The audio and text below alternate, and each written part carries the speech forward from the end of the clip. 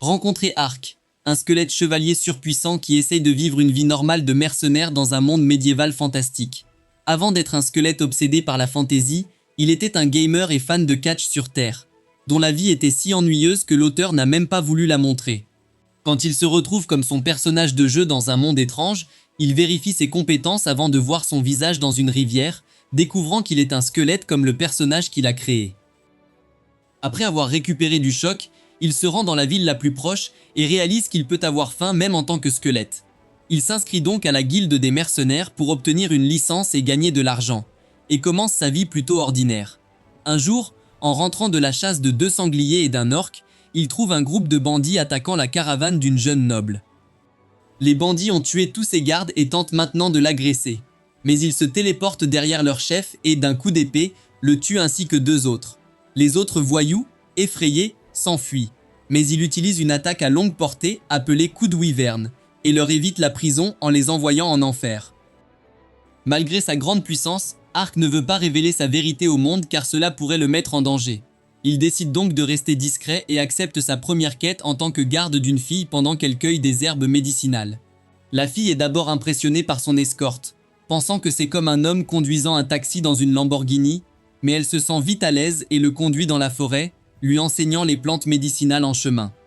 Ark remarque un jeune renard à 9 queues blessé dans les buissons, qui est assez agressif au début, mais quand notre héros l'attrape et soigne sa blessure avec de la magie, elle décide de devenir son animal de compagnie, qu'il nomme Ponta. Ils atteignent enfin la partie la plus profonde de la forêt, et d'une falaise, ils voient un seul cerisier blanc en pleine floraison. La fille veut en cueillir les fleurs, mais alors qu'elle descend avec enthousiasme et court vers l'arbre, Ark et Ponta aperçoivent un monstre. C'est le cousin de Godzilla, Todzilla, un basilic à 6 pattes, qui, trouvant une proie sans défense, essaye de l'écraser pour en faire de la viande hachée. Mais Ark utilise sa compétence de téléportation à courte portée, marche dimensionnelle, pour la sauver. Todzilla utilise un souffle empoisonné, et Ark se téléporte à nouveau en pensant aux attaques de la créature, et décide qu'il vaudrait mieux l'affronter au corps à corps. Il bloque les attaques de griffes de Todzilla, mais ensuite il passe à l'attaque avec sa longue langue, et je pense que ce monstre garde sa petite amie bien heureuse. Ark continue d'esquiver toutes ses attaques, alors Todzilla devient impatient et charge son attaque ultime, lançant une onde de pétrification. Alors que tous les êtres vivants dans la zone de l'attaque se transforment en pierre, Ark utilise son bouclier sacré, qui peut annuler tout effet de statue pour se sauver lui et la fille. Mais maintenant que Todzilla est encore plus furieux et utilise plus de bras pour se battre, le chevalier est repoussé. Pour mettre fin rapidement au combat, Ark utilise une compétence de haut niveau appelée Jugement et crée un cercle magique sous le basilic. Puis il invoque une gigantesque épée de foudre depuis le cercle magique, mettant Todzilla hors d'état en un seul coup. La fille est impressionnée et pense que le chevalier sera célébré comme un héros. Mais comme Ark veut rester discret, il lui demande de garder cela secret. Il remarque aussi une bague rouge et noire sur une patte de Todzilla, qui se brise quelques secondes après sa mort. Alors qu'il retourne au village, Ark aperçoit un sanglier géant et décide de régaler le village avec de la bonne viande ce soir. Il chasse et ramène le sanglier au village et leur dit de donner sa peau à la fille, et la viande est pour tout le monde. Cela suffit à faire de lui un héros local. Mais alors qu'il s'apprête à quitter le village, la petite sœur de la fille le récompense avec une couronne de fleurs. Quand Ark retourne dans sa chambre à l'auberge et regarde sa récompense, il réalise qu'il y a plus dans la vie que de garder son secret. Et pour les gens qui ont besoin de son aide, il travaillera plus dur à partir de demain. Ark accepte la quête de chasser des bandits après sa première quête qui a changé sa vie et poursuit un groupe de voleurs et de kidnappeurs dans leurs repères. Et après les avoir vaincus, il prétend trouver leur cachette de trésors aussi. Il y a 2 cages ouvertes avec des gamelles devant, ce qui le confond, mais il décide de ne pas prêter attention à des choses qui ne le concernent pas. Alors qu'il sort de la grotte avec son or, une fille encapuchonnée lui lance une attaque surprise. Il se demande si l'attaquante était une autre bandite, mais ses compétences à l'épée étaient très bonnes, et elle était presque aussi rapide que lui. Dans la mêlée, Ark remarque ses oreilles pointues et se souvient qu'elle était la fille elfe qu'il avait vue au marché quand il se promenait en ville l'autre jour. La fille, Ariane, est une guerrière elfe qui fait de son mieux pour protéger son peuple et sauver les enfants elfes kidnappés par des humains cupides. Et elle confond Ark avec l'un d'eux. Elle le maudit, et alors qu'il essaie d'expliquer, elle ne l'écoute même pas. Mais dès qu'elle voit Ponta, elle baisse sa garde et lui demande pourquoi il y avait une créature spirituelle avec un bandit. Ark pensait qu'elle aimait juste les chiots, Mais la fille elfe lui dit que le chiot avec lui était en fait l'une des créatures spirituelles, connue pour être très prudente et ne jamais aimer les mauvaises personnes. Donc si le chiot était si proche de lui, cela signifiait qu'il était une personne décente, et Ariane s'excuse auprès de lui. Elle lui raconte comment des bandits ont kidnappé des elfes pour les vendre comme esclaves, et Ark réalise à quoi servaient les cages dans la grotte. Elle veut explorer la grotte, mais il lui dit qu'elle n'y trouvera rien. Il propose de l'aider, mais elle lui demande de ne pas se mêler de leurs affaires, et s'en va sans même se présenter. Mais le gamer en Ark n'a pas l'intention d'abandonner, car il sait que c'est un événement où il va aider une belle fille et la recruter dans son équipe. Le lendemain, il utilise la marche dimensionnelle pour se téléporter dans la forêt dense où les elfes étaient censés vivre, et là, il entend des voix humaines. Un groupe de bandits kidnappe des enfants elfes, et leur chef est un gamin gâté nommé Eudalan. Ils ont capturé 4 elfes, et quand l'une d'elles fixe Eudalan, il la tourmente, la faisant supplier avant de la poignarder. Ark en a assez, et il est furieux que les bandits traitent les elfes comme des êtres inférieurs. Avant qu'il ne puisse intervenir pour sauver les enfants, Ariane surgit soudainement des ombres et tue 2 d'entre eux d'un coup. Un bandit dit à Eudalan qu'elle est une elfe noire, et s'il l'attrape, elle pourrait rapporter un bon prix. Il ordonne donc à ses hommes de l'attraper. Alors qu'il s'approche d'elle avec un sourire sinistre, elle fend la foule avec sa lame. Elle bat la plupart des bandits, mais Eudalan lui crie de ne pas bouger si elle veut que les enfants restent en vie. Voyant qu'il tenait les enfants en otage, Ariane ne peut que le maudire, mais elle est impuissante alors que les bandits tentent de l'agresser. Il est temps pour le héros d'intervenir, et Ark apparaît soudain derrière Eudalan, le balançant avec un mouvement qu'il a appris de dos bleu et le projetant contre un arbre. Ariane n'est plus impuissante et tue le reste des bandits avec une rage décuplée. Elle essaie de libérer les enfants mais la porte est verrouillée. Et alors qu'Ark lui propose son aide, elle reste arrogante. Mais il dit que la sécurité des enfants est plus importante que ce problème personnel des elfes et il casse la serrure à main nue. Les enfants ont peur de lui et courent vers Eriane. Alors qu'elle les réconforte, elle voit qu'ils portent des colliers mangeurs de mana pour les empêcher d'utiliser leur magie spirituelle. Ariane réalise que c'est pourquoi personne ne pouvait s'échapper, mais elle-même ne peut pas briser le collier pour l'instant. Ark utilise son sort anti-malédiction et enlève les colliers de la fille blessée, la guérissant même. Ariane est choquée, et elle réalise qu'aucun chevalier normal ne pourrait avoir un tel éventail de compétences. Pendant qu'elle réfléchit, Ark a libéré tous les enfants, et ils sont désormais très amicaux avec lui. La fille elfe invoque alors un oiseau appelé le volatile chuchoteur, qui agit comme un pigeon messager et un enregistreur vocal, et envoie un message au sujet des enfants secourus, demandant à quelqu'un de venir les escorter jusqu'au village. Bientôt, 2 gardes elfes arrivent et emmènent les enfants en sécurité, et Ark leur dit que s'ils sont jamais en danger, il les sauvera à nouveau. Eriane le traite de personne étrange, mais dans le bon sens. Elle dit qu'il est le premier humain décent qu'elle rencontre qui ne discrimine pas les elfes. Et en plus, il peut utiliser tant de types de magie, y compris la magie légendaire de téléportation. Il se présente correctement, et la fille elfe le remercie de l'avoir aidé et d'avoir sauvé les enfants. Puis quelqu'un lui envoie l'oiseau messager, et alors qu'il parle, Ark est stupéfait. Le message vient d'un autre elfe, qui dit à Ariane qu'il a trouvé l'emplacement des enfants kidnappés, et il l'appelle à le rejoindre en ville pour aider à l'opération de sauvetage. Elle réfléchit un moment et demande ensuite à Ark si elle peut l'engager comme mercenaire tout de suite. Elle dit qu'elle n'a jamais fait confiance à un non-elfe auparavant, mais elle va tenter sa chance avec lui, et Ark accepte rapidement l'offre. Il utilise son sort de téléportation à longue portée pour se déplacer vers une falaise, et l'elfe pense que cette capacité sera très utile pour leur mission. De là, ils marchent vers la ville, où ils attendent dans une ruelle sombre l'elfe nommé Danka, qui les a appelés. Danka est un gars sérieux, sans blague, avec des yeux effrayants et une voix très silencieuse. Et contrairement à son nom, il ne fait pas de mème douteux. Son regard froid effraie Ark même lorsque Ariane les présente, et il ne lui prête même pas attention. Il se sent exclu même lorsqu'ils vont dans un restaurant pour parler davantage de leur plan, où Ark apprend que les 2 elfes partagent le nom de famille Maple, qui est le nom de leur ville dans la grande forêt du Canada. Le hockey sur glace est-il le sport national des elfes? Ariane lui demande de manger, mais il refuse l'offre, car s'il leur montrait son visage, il l'attaquerait avant même qu'il ait la chance de s'expliquer. Mais Danka ne prend même pas la peine de parler avec Ark. Il se concentre sur la nourriture, agissant comme un critique, et seulement quand il voit Ponta, il fait un peu confiance au chevalier. Il dit alors qu'il a trouvé l'emplacement des enfants, et il prévoit de passer à l'action la nuit. Comme ils doivent attendre, Ark dit qu'il va finir ses corvées, Il part encaisser ce qu'il a trouvé lors de la bataille. Avant de rejoindre les elfes, il décide de manger. Il achète ses plats préférés et s'assoit dans une rue sale pour manger, ce qui est encore plus hygiénique que la plupart de vos chambres. Le groupe arrive à l'emplacement la nuit, mais ils n'ont pas remarqué qu'un ninja les suit. Il utilise la marche dimensionnelle pour les amener là où il s'attendait à ce qu'il utilise un portail, et Ariane dit qu'ils vont entrer par la fenêtre. Elle essaye de passer par l'espace étroit, mais être aussi épaisse a ses inconvénients. Alors qu'elle réussit à se faufiler, Ark et Danka se téléportent à l'intérieur grâce à la marche dimensionnelle. Et elle est assez gênée maintenant. Ils avancent silencieusement et ouvrent une pièce pour découvrir plusieurs cadavres. Pour aller plus vite, le groupe décide de se séparer pour chercher les elfes. Ark utilise la marche dimensionnelle et regarde par les serrures pour se téléporter dans les pièces. Il trouve une autre pièce pleine de morts. Et soudain, quelqu'un lui lance des shurikens. Il les dévie, et un petit ninja l'attaque avec des mouvements rapides et des frappes précises. Mais il bloque toutes les attaques.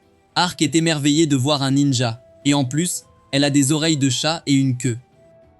Elle devine qu'Ark est là pour retrouver les elfes kidnappés et lui dit qu'ils sont dans le sous-sol. Elle lui donne des papiers contenant des informations utiles. Elle était là pour autre chose mais n'a pas pu le trouver. Elle s'apprête à partir discrètement après avoir tué quelques bandits.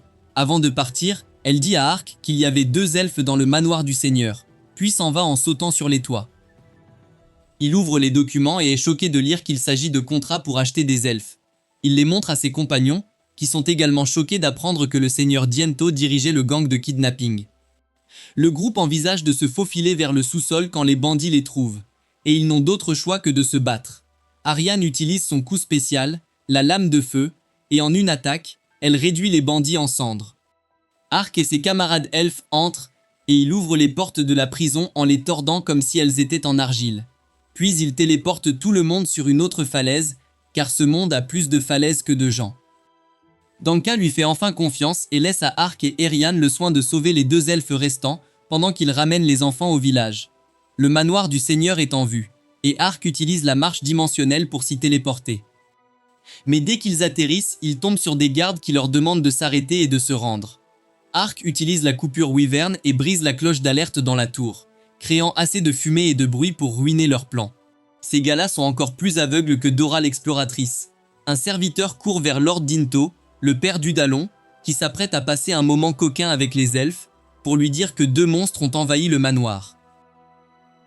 Il panique en les voyant et essaye de fuir en rampant, tandis que Ditto tente de confronter les intrus, mais Eriane le frappe au point faible et sauve les filles. Pendant ce temps, Ark écrase Udalan, qui est si terrifié qu'il s'évanouit.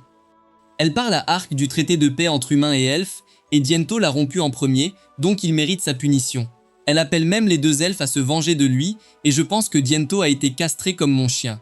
Alors que des soldats viennent secourir leur seigneur, Ark demande à Arien de les occuper pendant qu'il explore la pièce cachée. Elle utilise son épée de flamme, bat tous les soldats, et dit aux elfes de fuir en sécurité. Elle va ensuite dans la pièce cachée, et trouve Ark en train de ramasser des briques d'or, et avant qu'elle ne puisse lui faire la morale sur le vol, il a un plan pour la convaincre. Il dit qu'il faut beaucoup d'argent pour construire une organisation. Et si les humains essaient de relancer leur gang d'enlèvement, ils ne pourront pas le faire rapidement sans fonds. Arien le croit et complimente même ses capacités de planification. Soudain, des explosions secouent tout le manoir, et Ark et Ariane s'enfuient rapidement avec l'argent, alors que le bâtiment est détruit.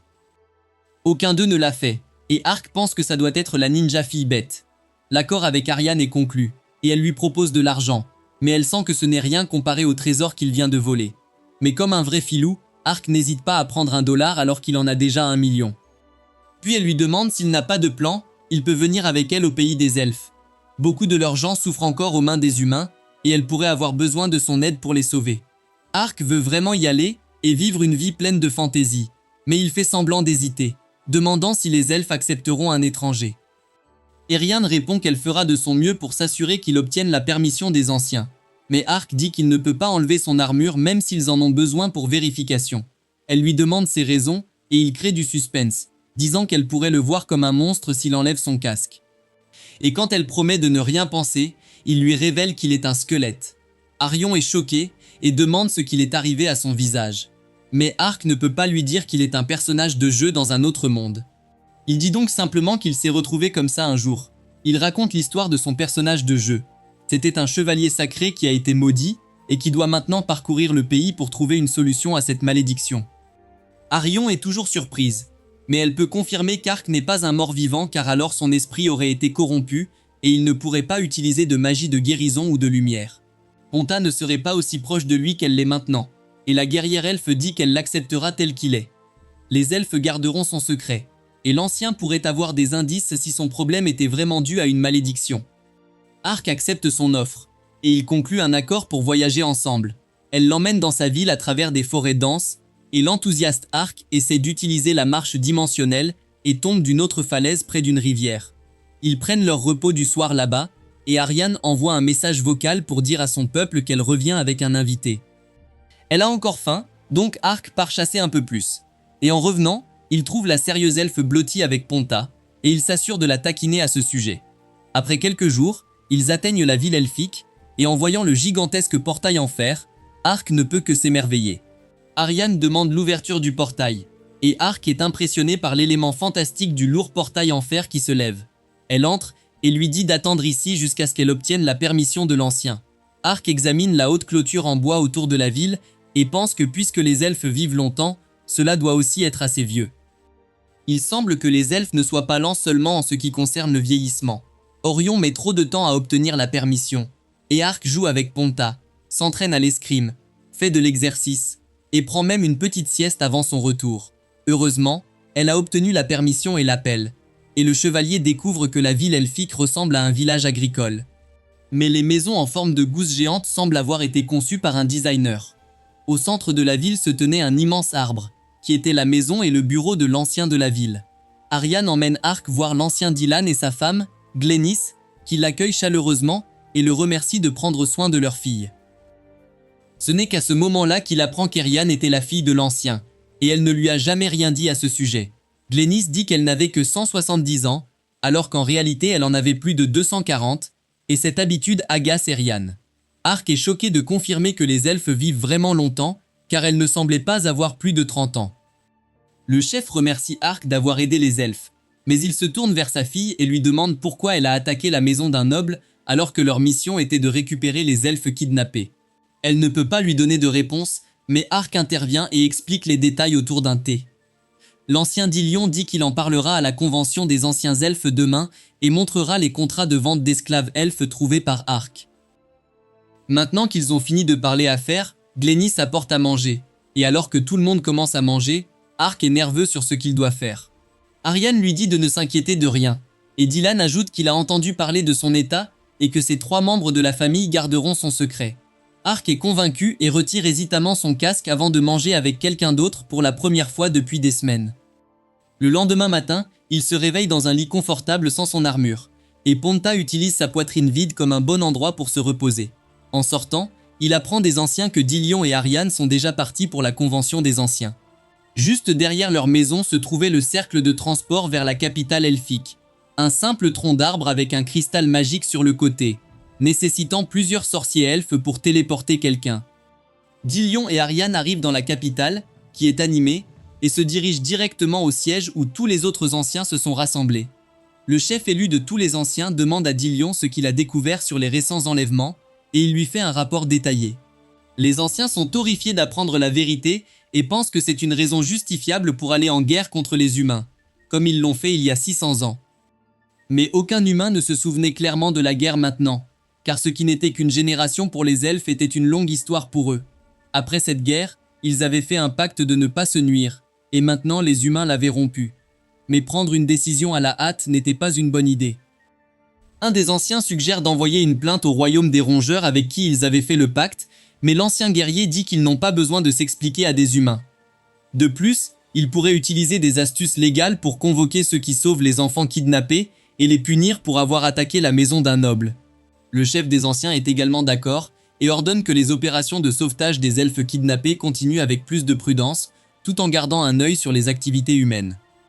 Alors qu'Ariane et son père rentrent de la réunion, elle se sent mal pour ses actions imprudentes qui ont compliqué leur position, mais Dillion lui assure qu'elle a bien fait de sauver leur peuple. Ensuite, il commence à parler d'autre chose, et Ariane apprend que sa sœur aînée, obsédée par le combat, va bientôt se marier.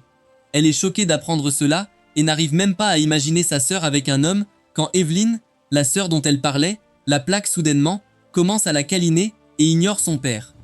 Après avoir eu sa part de câlins, Evelyn dit qu'elle est fière d'Erion pour avoir sauvé tant d'elfes. Entendre ces mots ne fait pas se sentir mieux Erion, car sa sœur était l'une des meilleures guerrières des elfes, et Erion souffrait d'un complexe d'infériorité en se comparant à un génie. Elle change donc de sujet et lui demande pour son mariage. Et Evelyn lui demande si elle aime quelqu'un. Elle dit qu'il n'y a pas d'homme dans sa vie, mais rougit en pensant à Arc, et sa sœur la taquine en disant que si quelqu'un veut l'épouser, il doit être plus fort qu'elle.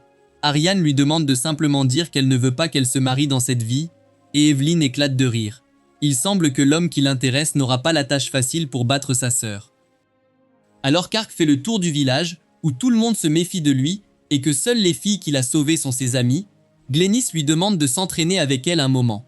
Ils se font face avec des épées d'entraînement, et Arc se demande si la femme au foyer sera à l'aise de se battre contre lui. Mais elle dit qu'elle a appris ses compétences en épée à Eriane. De plus, elle était une elfe noire bénie de capacités physiques remarquables et ressentait le besoin de tester quiconque qu'elle trouvait fort. Et elle veut voir si le compagnon de sa fille est assez fort pour la protéger. Arc accepte ses raisons et l'entraînement commence, avec Glennis faisant le premier mouvement. Elle submerge Arc avec ses attaques rapides de face, puis apparaît derrière lui pour le faire trébucher. Il tombe au sol et elle pointe sa lame vers lui, disant que ses mouvements étaient ceux d'un amateur et lui donnant des conseils pour s'améliorer. Elle lui dit de se lever pour le deuxième round, et Arc est excité d'apprendre de vraies compétences de combat d'une experte. La femme au foyer, joyeuse et inoffensive, le bat 100 fois de la manière la plus humiliante, mais il se relève et l'affronte. Enfin, il pense avoir trouvé une opportunité de la surprendre en utilisant la marche dimensionnelle. Mais même s'il se retrouve derrière elle, elle est assez rapide pour le neutraliser sans difficulté. Mais même après avoir été si habile, elle n'est qu'une femme au foyer maintenant et commence à s'inquiéter de ce qu'elle va cuisiner pour le dîner, en laissant Arc allongé dans la poussière, où il dit que des statistiques élevées ne sont pas tout, et que la vraie expérience de combat est la chose la plus précieuse. Une fois rentré chez lui, il apprend que les elfes ont une baignoire dans leur maison, et il a vraiment envie d'y entrer. Il prend Ponta avec lui, la lave, et se plonge dans l'eau pour un plaisir intense. Étant donné que les bains étaient rares et un luxe dans ce monde, c'était sa première fois ici, et ses os se sentaient très bien. Alors qu'il profite de son moment de baignade avec son animal de compagnie, l'inattentive Ariane est également rentrée chez elle, et se dirige vers la baignoire, sans vérifier si quelqu'un était là. Et par chance, il n'y a pas de porte dans les salles de bain, car qui se soucie de la vie privée? Elle est choquée de voir un squelette dans sa baignoire et n'écoute pas Arc qui essaie de lui dire que c'était lui et l'envoie valser. À table, ils sont tous deux gênés, car l'autre les a vus sans vêtements. Mais Arc n'a rien à cacher. Puis Dylan arrive et commence à parler avec Arc des décisions des anciens. Il voulait l'engager pour aider Arion à sauver les elfes kidnappés. Comme ils n'avaient pas beaucoup d'argent, ils ont décidé d'échanger des informations précieuses pour l'aider à briser sa malédiction. Dylan lui dit qu'il y avait une source chaude près de la couronne du Seigneur, réputée pour briser toutes les malédictions. Arc demande ce qu'est la couronne du Seigneur, et l'elfe raconte une longue histoire sur les créatures dragons dans le monde, les plus puissantes étant les seigneurs dragons.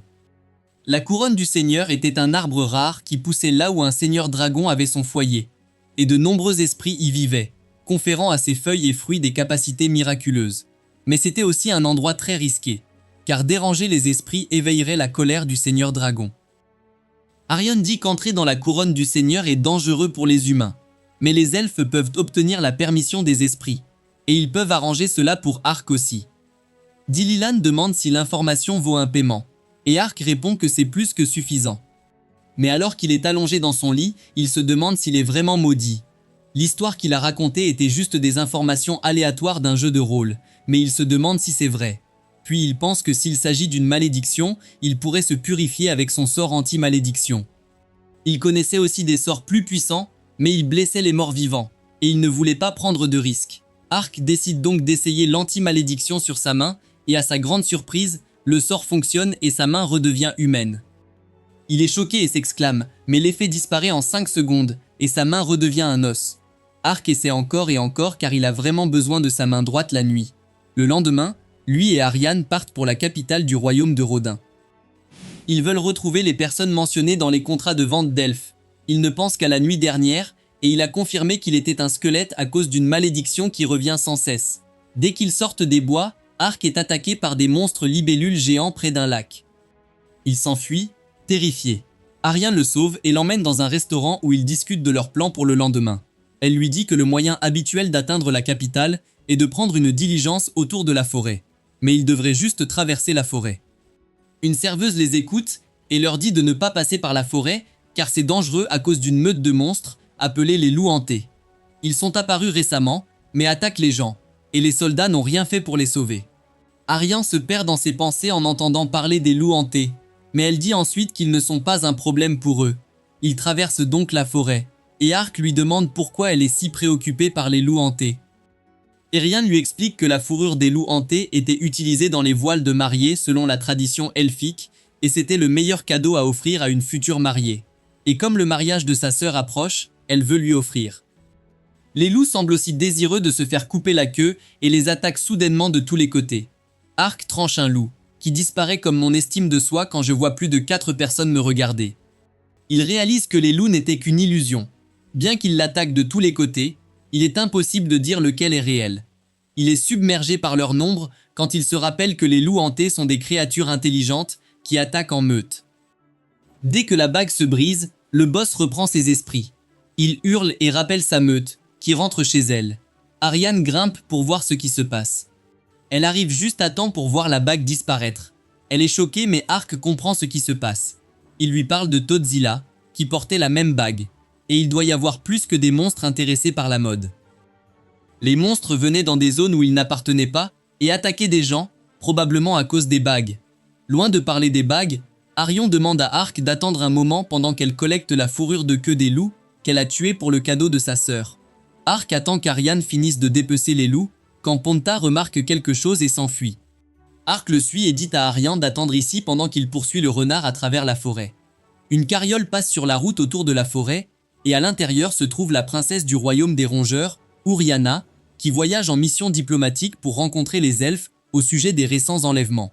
Elle est sûre que son frère aîné est impliqué dans le trafic d'esclaves et qu'il est soutenu par l'Empire Saint de l'Est.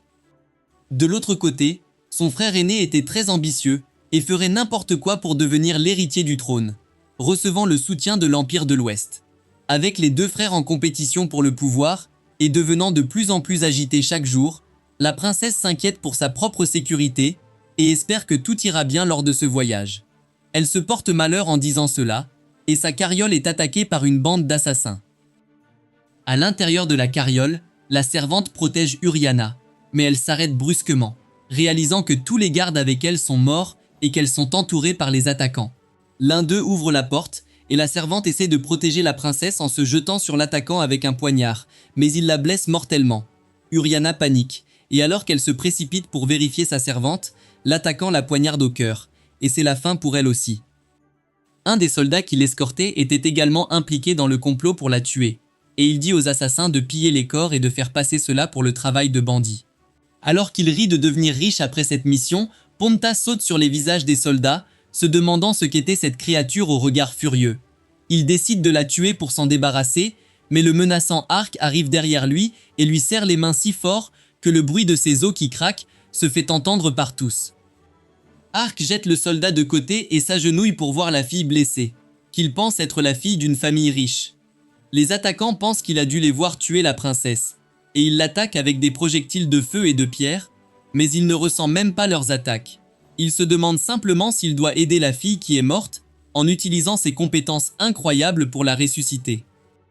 Si c'était juste un jeu, ce serait considéré comme un bon acte, et il serait récompensé d'une manière ou d'une autre, mais il n'est pas sûr de ramener une personne morte à la vie dans la réalité. Ark ne remarque les attaques que lorsqu'elles se sont arrêtées, et il se retourne pour voir les attaquants crier alors que des loups hantés se jettent sur eux. Le boss des loups est venu se venger des humains et remercier Ark de l'avoir sauvé de la folie plus tôt, et il décide de rejoindre les loups pour se débarrasser des déchets humains le plus vite possible. Certains assassins réussissent à s'enfuir, mais les autres sont tués, et le boss des loups s'en va avec sa meute après avoir accompli sa mission. Maintenant que personne n'est là pour le voir, Ark décide qu'il est sûr d'utiliser sa compétence de très haut niveau appelée Régénération, grâce à laquelle il ramène la princesse morte à la vie.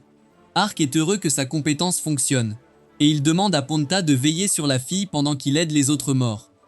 Il parvient à soigner la servante et quelques soldats avec la même compétence, mais l'un d'eux est si gravement blessé que la compétence ne peut rien faire pour lui. Ark fait de son mieux pour sauver tout ce qu'il peut, et alors que la lumière brillante de la compétence de régénération remplit la zone, la princesse ouvre les yeux un instant, se demande si l'homme devant elle est un ange, puis s'évanouit à nouveau. Elle se réveille plus tard lorsque la servante en pleurs la secoue et lui explique qu'elles sont toutes les deux encore en vie sans une égratignure. Certains soldats étaient morts, mais les autres ont été ramenés à la vie par magie.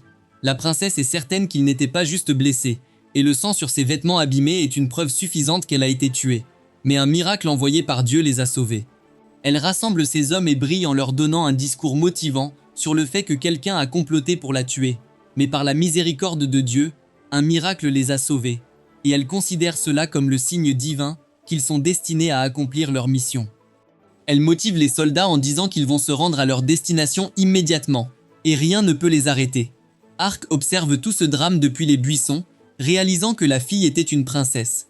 En rentrant, il se demande s'il a trop fait en la ressuscitant, et est certain que cela pourrait être un moment où l'histoire va changer. Il retourne vers Arian pour découvrir qu'elle a terminé son travail et a collecté assez de fourrure pour le voile de sa sœur. Elle lui demande ce qui s'est passé, mais il ne lui dit pas grand-chose et dit que ce n'était rien de spécial. Sur ce, ils reprennent leur voyage et atteignent le marché de la ville capitale quand quelqu'un jette un homme sur Ark.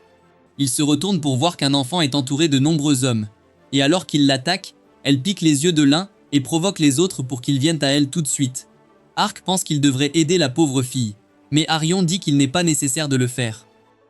Elle a raison, la jeune fille met les hommes hors d'état, et Ark est impressionné. Mais ensuite, elle le regarde, et il craint qu'elle ne veuille se battre avec lui. Au lieu de ça, elle le salue poliment et dit qu'elle est contente de le revoir. Ark réalise qu'elle est la fille bête ninja qu'il a rencontrée en sauvant les elfes à Diento. Elle lui dit qu'il a été excellent pour sauver les elfes, et qu'elle veut aussi lui parler de quelque chose. Erian lui demande qui elle est, et comment elle sait pour leur opération de sauvetage. Et Ark lui dit qu'elle lui a donné l'information sur l'emplacement des elfes kidnappés. La fille se présente comme Shiom du clan Jinshin, et dit qu'elle est l'une des 6 meilleures ninjas de son village caché.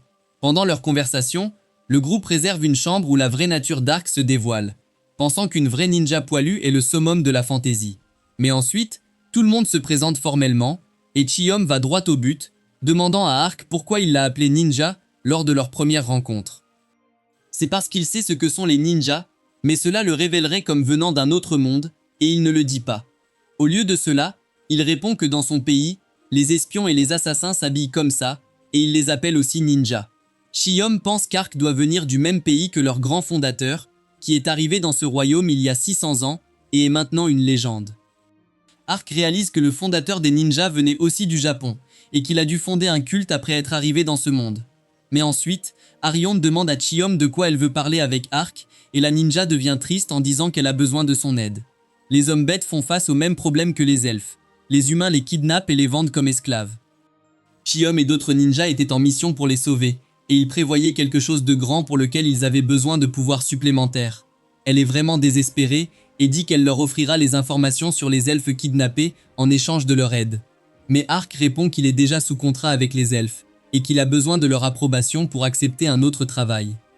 Chiom est triste, mais Arion lui demande si elle a été formée pour sauver son peuple depuis son jeune âge, et la ninja confirme, disant que c'était sa seule mission. Arion sent qu'elles sont toutes les deux pareilles, et dans ce sentiment de solidarité, elle accepte de l'aider car elle connaît le désir d'aider son peuple. Elle demande à Chiom quel était leur plan, et elle les conduit vers le site de l'action à travers une forêt. Ark lui demande si leur fondateur était aussi un homme bête, mais Chiom répond qu'il était un humain d'un autre pays, et qu'il s'appelait Hanzo. Il a d'abord servi comme espion pour l'Empire, mais ensuite il a vu les injustices subies par les gens bêtes, et les a aidés, prenant certains d'entre eux comme élèves, et fondant le clan Jinchen. Ark est choqué d'entendre le nom du ninja le plus célèbre de tous les temps, Hattori Hanzo. Et maintenant ses doutes sont confirmés, il venait sûrement du Japon. Il est jaloux que quelqu'un ait été ici avant lui. Et non seulement il a laissé son héritage en tant que clan ninja, mais il est aussi devenu une légende. Chiom le voit agir étrangement, mais Arion répond qu'il a parfois des accès de maladie de la fantaisie. Ensuite, ils arrivent à une autre falaise, d'où ils peuvent voir le plus grand marché aux esclaves du royaume, qui ressemble à une forteresse bien gardée, et leur plan est de l'attaquer et de libérer les personnes kidnappées à l'intérieur. Mais Chiom leur dit que cet endroit est le centre du commerce des esclaves. Donc s'ils l'attaquent, des renforts arriveront rapidement, ils doivent donc agir vite. Elle dit à Ark et Ariane d'attaquer rapidement et de manière spectaculaire, puis de fuir aussi vite que possible car cela pourrait être dangereux pour eux sinon. Chiom dit que tous ceux qui participent à cette mission et tous ceux qu'ils veulent sauver ne pourront pas s'échapper, et Ark comprend qu'elle prévoit d'attaquer cet endroit juste comme une distraction. La ninja confirme son hypothèse et dit que les ninjas hommes-bêtes se sont déjà positionnés dans la ville et vont attaquer 4 autres marchés aux esclaves en même temps qu'ils attaquent ici. L'attention sera attirée sur le plus grand marché, et tout le monde dans les autres lieux aura de meilleures chances de s'échapper. Ariane dit que ce plan est trop imprudent, mais Chiom est déjà déterminée à se sacrifier et à sacrifier beaucoup d'autres si cela peut sauver les gens ailleurs. Elle a confiance qu'Ark et Ariane l'aideront à minimiser les pertes, mais il dit qu'ils se battront avec eux jusqu'au bout. Malgré la réticence de la ninja à le laisser risquer sa vie, Ark lui explique qu'il peut utiliser la magie de téléportation, et en la voyant choquée, il dit qu'elle aurait dû le voir l'utiliser à l'époque. C'est une bonne nouvelle, et Chiom pense qu'à ce rythme, il pourrait sauver tout le monde. Elle décide donc d'informer les autres. Elle leur dit qu'ils vont attaquer le marché ce soir, et leur demande de se préparer en menant, sautant d'arbre en arbre. Ark pense aussi qu'il devrait se préparer, et par préparation, il entend manger. Après cela, il veut faire une dernière chose, et c'est de porter un masque ridicule pour se démarquer en tant que leur. Arion n'est pas une grande fan d'Halloween, et dit que cette idée est juste ridicule. Et ni elle ni Ponta ne sont impressionnés par Ark portant le masque. Alors qu'il parle, Guillaume arrive avec un autre ninja, un colosse nommé Gomen. Ark est choqué d'apprendre que son nom est le même qu'un autre ninja célèbre au Japon. Pour confirmer ses doutes, il demande à Cheom si c'est bien leur vrai nom, mais il apprend que ce ne sont que des titres donnés aux guerriers les plus habiles. Ark a confirmé que les deux ninjas portent des noms inspirés de vraies légendes japonaises, et il espère rencontrer Naruto ou Sasuke dans leur groupe. Goemon est un homme distrait et au regard agressif, et il fixe Ark avant qu'il ne commence à lutter. Les filles pensent qu'ils se battent, mais elles ne savent pas que c'est ainsi que les hommes deviennent amis, et les deux hommes commencent à rire et à se complimenter sur leur force. Minuit arrive, et il est temps pour eux de mettre leur plan à exécution. Ariane et Cheom prévoient de s'introduire par la porte arrière, tandis qu'Ekark et Goman attaqueront ouvertement par l'avant pour attirer toute l'attention. Ils se séparent pour faire leur part, et les deux hommes costauds s'approchent des gardes endormis, qui reconnaissent l'un d'eux comme un homme bête, mais sont confus par la créature masquée. Ils leur ordonnent de s'arrêter, mais alors qu'Ark et Goman s'approchent, ils décident qu'il est temps de faire le show. Le ninja musclé utilise un ninjutsu de style terre pour créer des pics de roche sur son épaule, qu'il utilise pour faire sauter la porte avec l'aide d'Ark. Tous les soldats accourent pour les affronter, et Ark les frappe comme s'ils étaient de petites poupées. Gomen utilise un autre jutsu et transforme son corps en acier, brisant les armes des soldats qui l'attaquent. Les soldats ont peur des deux monstres et reculent, et Ark saisit cette occasion pour surpasser le ninja. Il utilise sa compétence, balle de pierre, qui ressemble plus à un canon de pierre, et écrase les soldats avec. Et pour attirer encore plus l'attention, il rit comme un fou et terrorise les soldats déjà effrayés. Le ninja utilise un autre ninjutsu appelé frappe de lance de pierre, et il frappe le sol, le fissurant et faisant jaillir des pics de roche. Ark est trop compétitif et veut faire mieux que lui, alors il utilise sa magie croque de pierre, et d'énormes crocs de pierre surgissent du sol. Mais ensuite, leur magie de terre se combine et s'amplifie mutuellement, et les pics jaillissent partout et détruisent toute la zone, les ensevelissant sous les décombres du désordre qu'ils ont causé. Pendant ce temps, Ariane, Ponta et Cheom ont atteint la porte arrière. En voyant le spectacle que les deux hommes offrent, elles se précipitent pour profiter de la confusion.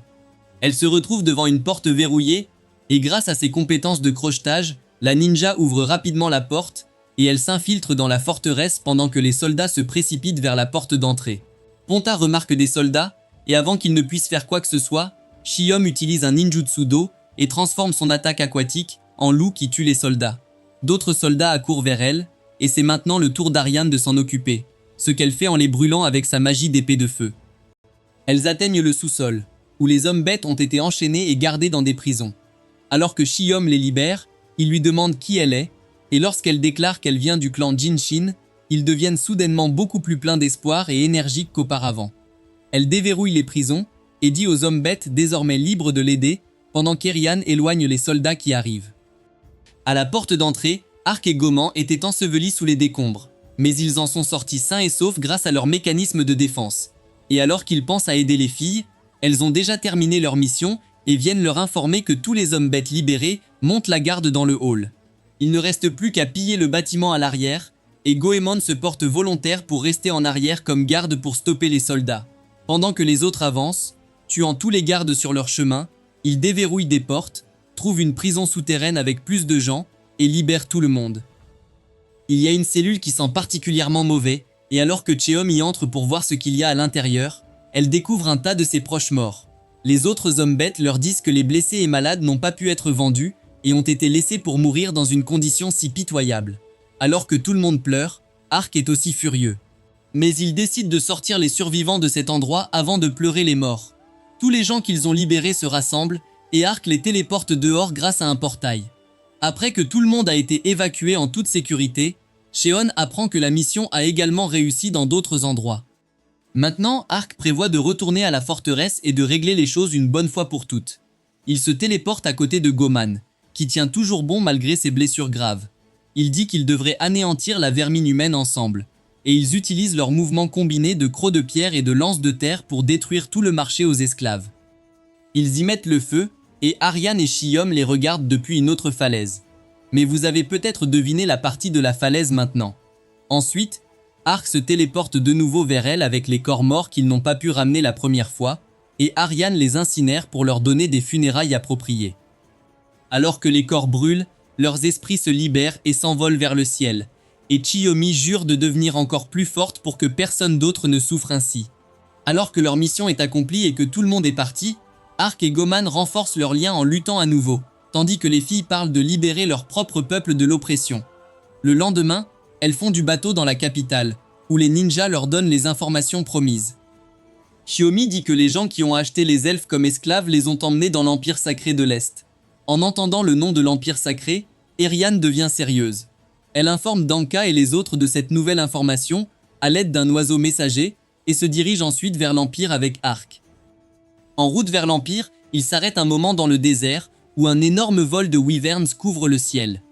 Ark est submergé par ses fantasmes, mais Aryan est confuse car les wyverns ne voyagent jamais en si grand nombre. À cause de leur nombre, l'oiseau messager a peur de voler et le message ne peut pas être transmis aux autres elfes. Ark dit que ce n'est pas un gros problème et qu'il peut simplement disperser les monstres ressemblant à des dragons. Sans même expliquer son plan, il saute et atterrit avec force. Il décide alors d'utiliser une attaque de zone de niveau intermédiaire appelée amortisseur de foudre et des nuages sombres couvrent le ciel, libérant des éclairs qui frappent les wyverns. Aryan et les autres sont également touchés par le feu ami et quand il se téléporte vers eux après que le ciel se soit éclairci, il est choqué de les voir dans un état si pitoyable. Mais alors qu'il essaie de demander s'ils vont bien, un elfe aux cheveux verts et à l'herbe prend des notes sur eux.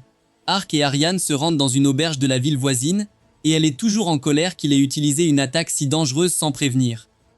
Mais ensuite elle passe à autre chose et sort une carte de l'Empire, cherchant le chemin le plus court vers leur destination. Elle n'a qu'une carte incomplète sans détails, et le chemin direct est inexploré et risqué. Mais il y a autre chose qui préoccupe Aryan, et Ark lui demande pourquoi elle est si inquiète depuis qu'elle a entendu le nom de l'Empire. Elle répond que capturer des elfes et les vendre était toujours légal dans l'Empire, et c'est pourquoi elle était en danger.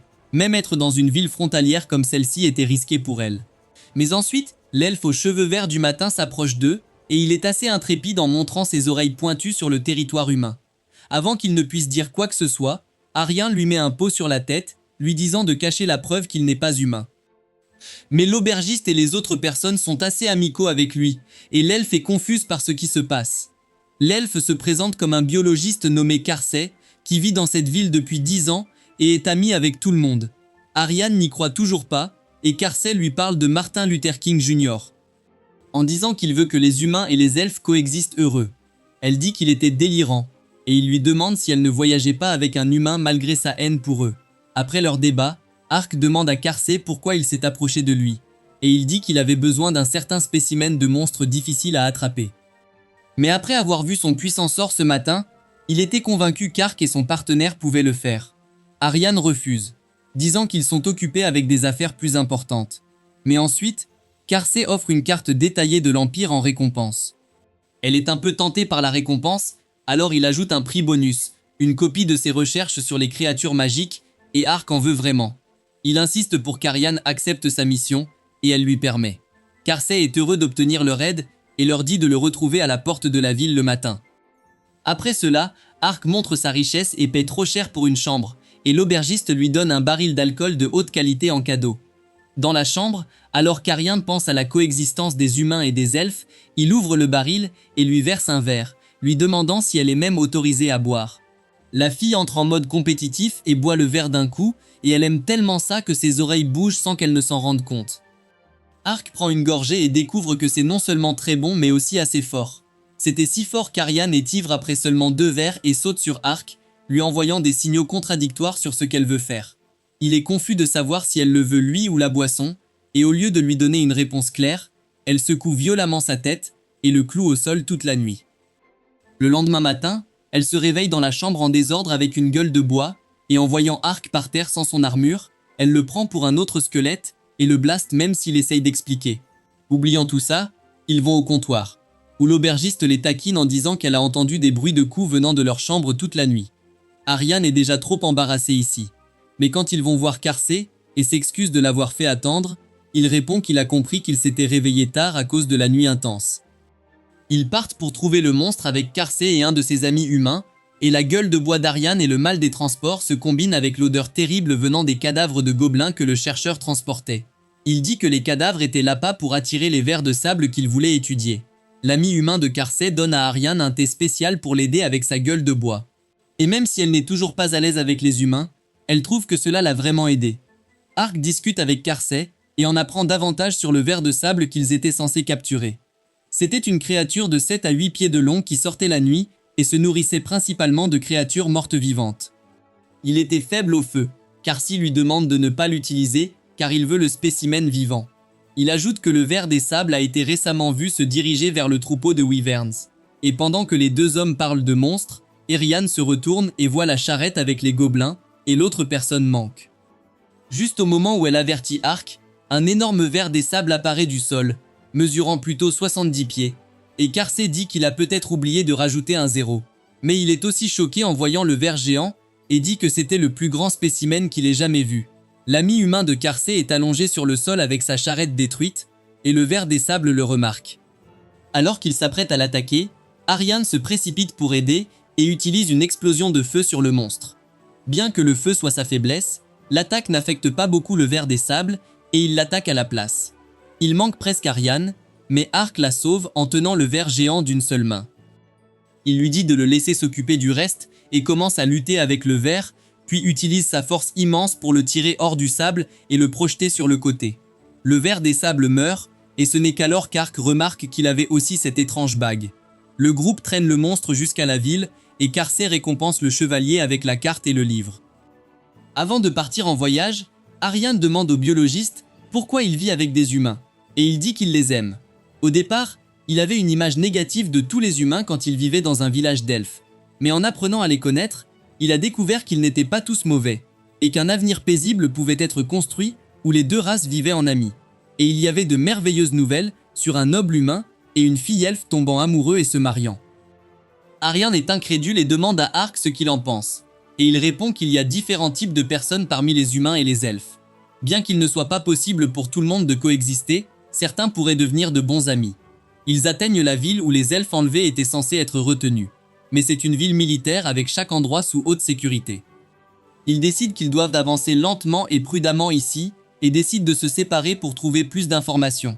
Ark découvre que des cris étranges se font entendre depuis la forteresse voisine la nuit, et récemment, beaucoup de gens avaient disparu de la ville, mais personne ne pouvait dire quoi que ce soit sur les elfes. Il décide de retourner vers Eriann, mais entend alors la voix d'une femme enlevée par des hommes. Alors que l'un d'eux essaie de l'entraîner, Ark apparaît derrière lui et lui tord le bras. Les autres voyous se précipitent pour l'attaquer, mais d'un mouvement de doigt, il les met hors d'état. La fille est vraiment reconnaissante et court pour le serrer dans ses bras, et Ariane arrive pour trouver Ark à ce moment précis. En voyant une étrange fille enlacer le chevalier, elle est à la fois choquée et jalouse. Même lorsque Ark lui dit qu'il a trouvé la fille en danger et qu'il a fait un détour pour l'aider, elle lui dit de rentrer chez elle avec un regard intense et effrayant. Elle est toujours jalouse de la fille et agit assez froidement en disant à Ark qu'elle a découvert des informations utiles. Elle l'emmène à une autre falaise d'où ils peuvent voir une forteresse, et ses sources lui disent que les elfes ont été amenés ici il y a 4 mois. Ark dit qu'il s'est passé beaucoup de choses en 4 mois, mais Ariane espère toujours trouver quelqu'un en vie. et ils s'approchent du bâtiment pour l'examiner. Ils s'introduisent dans la forteresse et la trouvent étrangement vide et silencieuse, et Ariane découvre une porte cachée qui dissimule des escaliers menant à une zone de stockage souterraine qui sent les bêtes sauvages. Après avoir utilisé Ponta comme distraction pour éliminer les gardes à la porte, elle essaye de l'ouvrir mais ne peut pas, car c'est une porte coulissante, et elle pousse. Il y a beaucoup de cellules de prison dans l'endroit, et elles sont vides sauf pour des os, de la fourrure et une mauvaise odeur. Il trouve la porte suivante, et alors qu'Ark l'ouvre, il se retrouve dans une immense grotte souterraine soutenue par de nombreux piliers. Un dompteur de monstres trop confiant et arrogant nommé Fumba était en charge de cet endroit, et il sort en sentant la perturbation, et au moment où il voit Eriann, il revendique son droit sur elle. Il dit qu'elle est maintenant sa femme, et lui ordonne de tuer le chevalier. Ark est choqué quand Eriann suit vraiment ses ordres et l'attaque, et elle ne s'arrête pas même quand il essaye de la sortir de cet état. Il demande à Fumba ce qu'il a fait à son ami, et pendant qu'il parle, la fille elfe le soulève et le projette au sol en utilisant son mouvement préféré de la WWE. À ce moment-là, il réalise qu'il s'agit d'un type de malédiction ensorcelante et il utilise le sort anti-malédiction sur elle, mais cela n'a aucun effet et Ariane continue de l'attaquer. Sa conscience a été détournée et elle se retrouve devant sa sœur, qui lui dit qu'elle est faible et qu'elle doit s'entraîner dur. Elle lui dit de se battre dans le rêve et Ariane se bat avec Ark dans la vraie vie. Il continue à l'injurier, mais elle continue de l'attaquer sans s'arrêter. Ark réalise que son sort fonctionne, mais quelque chose relance immédiatement le sort de contrôle mental sur Ariane. Il est certain que le dompteur de monstres n'est pas celui qui le fait lui-même. Et alors que la fille elfe le frappe, il voit une paire d'yeux dans l'ombre derrière sa tête. Ark demande à Ponta de s'en occuper, et le chiot saute dans la capuche d'Arian et sort un imp, un monstre capable d'utiliser de puissantes illusions. Ponta l'éjecte. Ark le tue avec son sort de flamme, et Erian perd connaissance. Fumba est impressionné par les connaissances et la rapidité d'Ark, alors il se présente correctement, disant qu'il vient d'un clan de dompteurs de monstres et qu'il est le plus habile d'entre eux. Il a quitté son village pour se faire un nom dans le monde et pouvait apprivoiser tous les monstres. Fumba se prépare à combattre et invoque sa garde, un énorme tigre blanc, et dit à Ark de devenir son dîner. Mais il met Arion au repos dans un coin tranquille, et avant de se battre, il a une question pour le dompteur de monstres. Il lui demande ce qu'il est advenu des elfes kidnappés amenés ici il y a 4 mois. Et Fumba rit en disant que la plupart d'entre eux ont été utilisés dans les expériences de l'Empire, et ceux qui sont restés avec lui ont été donnés à ces bêtes après qu'il se soit bien amusé avec eux. Alors qu'il se moque de leur mort, Ark devient furieux, et d'un coup d'épée, il en a fini avec le tigre géant. Il maudit Fumba, disant qu'il a vu toutes sortes de vilains dans son court voyage et est resté calme malgré leurs actes malveillants. Mais le dompteur de monstres était le pire, et ses actions ont rendu Ark trop furieux pour penser rationnellement. Fumba rit de lui, le taquinant en disant qu'il était trop arrogant et qu'il devrait tuer beaucoup plus de monstres avant d'en arriver à lui. Il invoque le reste de ses animaux de compagnie avec son fouet, et ils incluent toutes sortes de monstres qu'Ark n'a jamais vus. Sur l'ordre de Fumba, ils attaquent Ark, mais il les tranche tous comme s'ils jouaient à Fruit Ninja dans la vraie vie. Fumba continue de commander aux monstres d'attaquer Ark de tous les côtés, et il continue à les abattre. Mais il oublie de faire attention à la sécurité d'Orion et panique lorsque le dompteur de monstres le désigne vers le géant ogre qui allait l'attaquer. Mais avant qu'il puisse faire quoi que ce soit, la ninja Chiom arrive sur les lieux et piège les monstres dans une prison d'eau. Fumba pense que même si le chevalier a du renfort, cela ne sert à rien car il a plus de monstres, mais Chiom lui dit qu'il n'a plus aucun monstre sous son contrôle. Goemon et d'autres ninjas étaient dans cette base et ils avaient pris soin de tous les monstres. Ark lui demande comment elle est ici, et elle lui dit qu'elle a tout dit à Ariane sur cet endroit, qu'elle ne lui avait pas dit par jalousie. Mais leur conversation est interrompue par un fort tremblement de terre, et Fumba rit, disant que sa carte maîtresse l'a réveillé parce que son dîner était en retard. Il dit à Ark qu'il va lui montrer son chef-d'œuvre et qu'il va s'en occuper rapidement. Il sort de l'endroit, et Ark veut le poursuivre, mais les rochers qui tombent l'en empêchent, et Sheon lui dit qu'il devrait d'abord mettre Eriann en sécurité. Ark se téléporte à l'extérieur et, de l'air, il voit le flanc du château se fissurer. Et à travers la fumée et la poussière, il aperçoit un puissant monstre sortir. C'était l'hydre, le monstre aquatique le plus fort, avec la plus grande maîtrise de l'élément eau et une capacité de régénération super puissante. Ark ne se sent pas à l'aise à moins d'être sur une falaise. Il s'en approche et remarque que l'hydre a 5 anneaux, un pour chacune de ses 5 têtes. Chiom dit que l'hydre était appelé le monstre destructeur de nations, et elle ne peut pas croire qu'un simple humain puisse la contrôler. Elle suggère qu'il se retire, mais l'hydre les remarque, et elle utilise une attaque de souffle hydro qui écrase complètement la falaise sur laquelle il se tenait. Fumba est ravi de voir cela, et il pense que ses ennemis sont morts, et il rit comme un fou, disant que c'était son véritable pouvoir.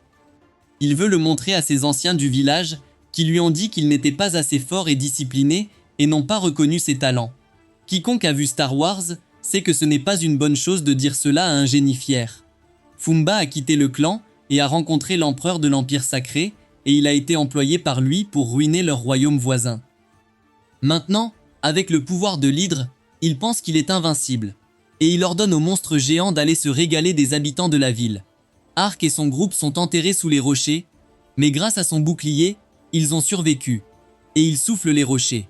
Mais ensuite, il regarde autour de lui et ne trouve pas Erian, et panique, pour se retourner et découvrir qu'elle est entrée en mode sombre. Elle est couverte d'une aura sombre, alors qu'elle lui dit furieusement qu'elle n'était pas inconsciente lorsque le dompteur de monstres la contrôlait. Donc, elle a tout entendu de ce qu'il a dit à son sujet et à son peuple, et elle veut le trouver et le remplir de douleur et de regrets. Chiom est d'accord, disant qu'avec l'hydre, Tumba était trop grand pour être laissé seul. Ils pensent tous deux qu'il doit les croire morts, et c'est donc le moment idéal pour l'attaquer par surprise. En partant à sa recherche, Ark ne bouge pas et dit qu'il faut aussi s'occuper de l'hydre.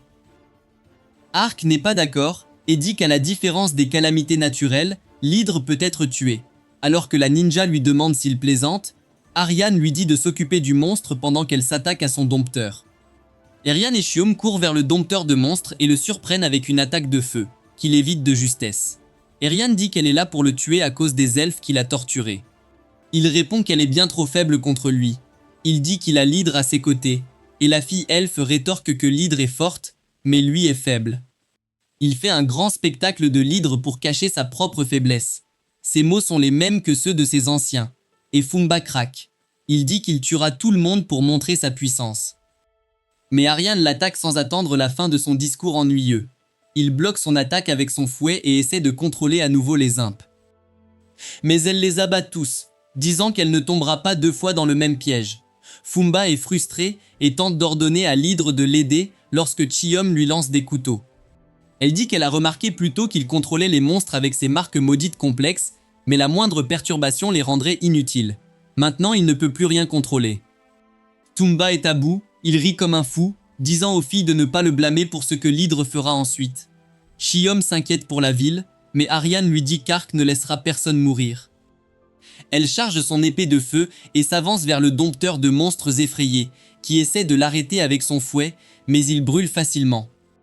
Il s'excuse d'avoir blessé les elfes. Ariane lui dit qu'elle n'a pas besoin de ses excuses. Il peut les donner à ceux qu'il a tués. Avec ce dialogue percutant, elle utilise son sort le plus puissant et brûle Fumba dans des flammes bleues jusqu'à ce qu'il ne reste même plus de cendres. De l'autre côté, l'hydre traverse la forêt, écrasant les arbres comme de l'herbe, et vise la ville avec son souffle hydro quand Ark l'arrête avec son attaque de wyvern. Mais cela n'a aucun effet sur l'hydre, qui tourne toutes ses têtes vers lui.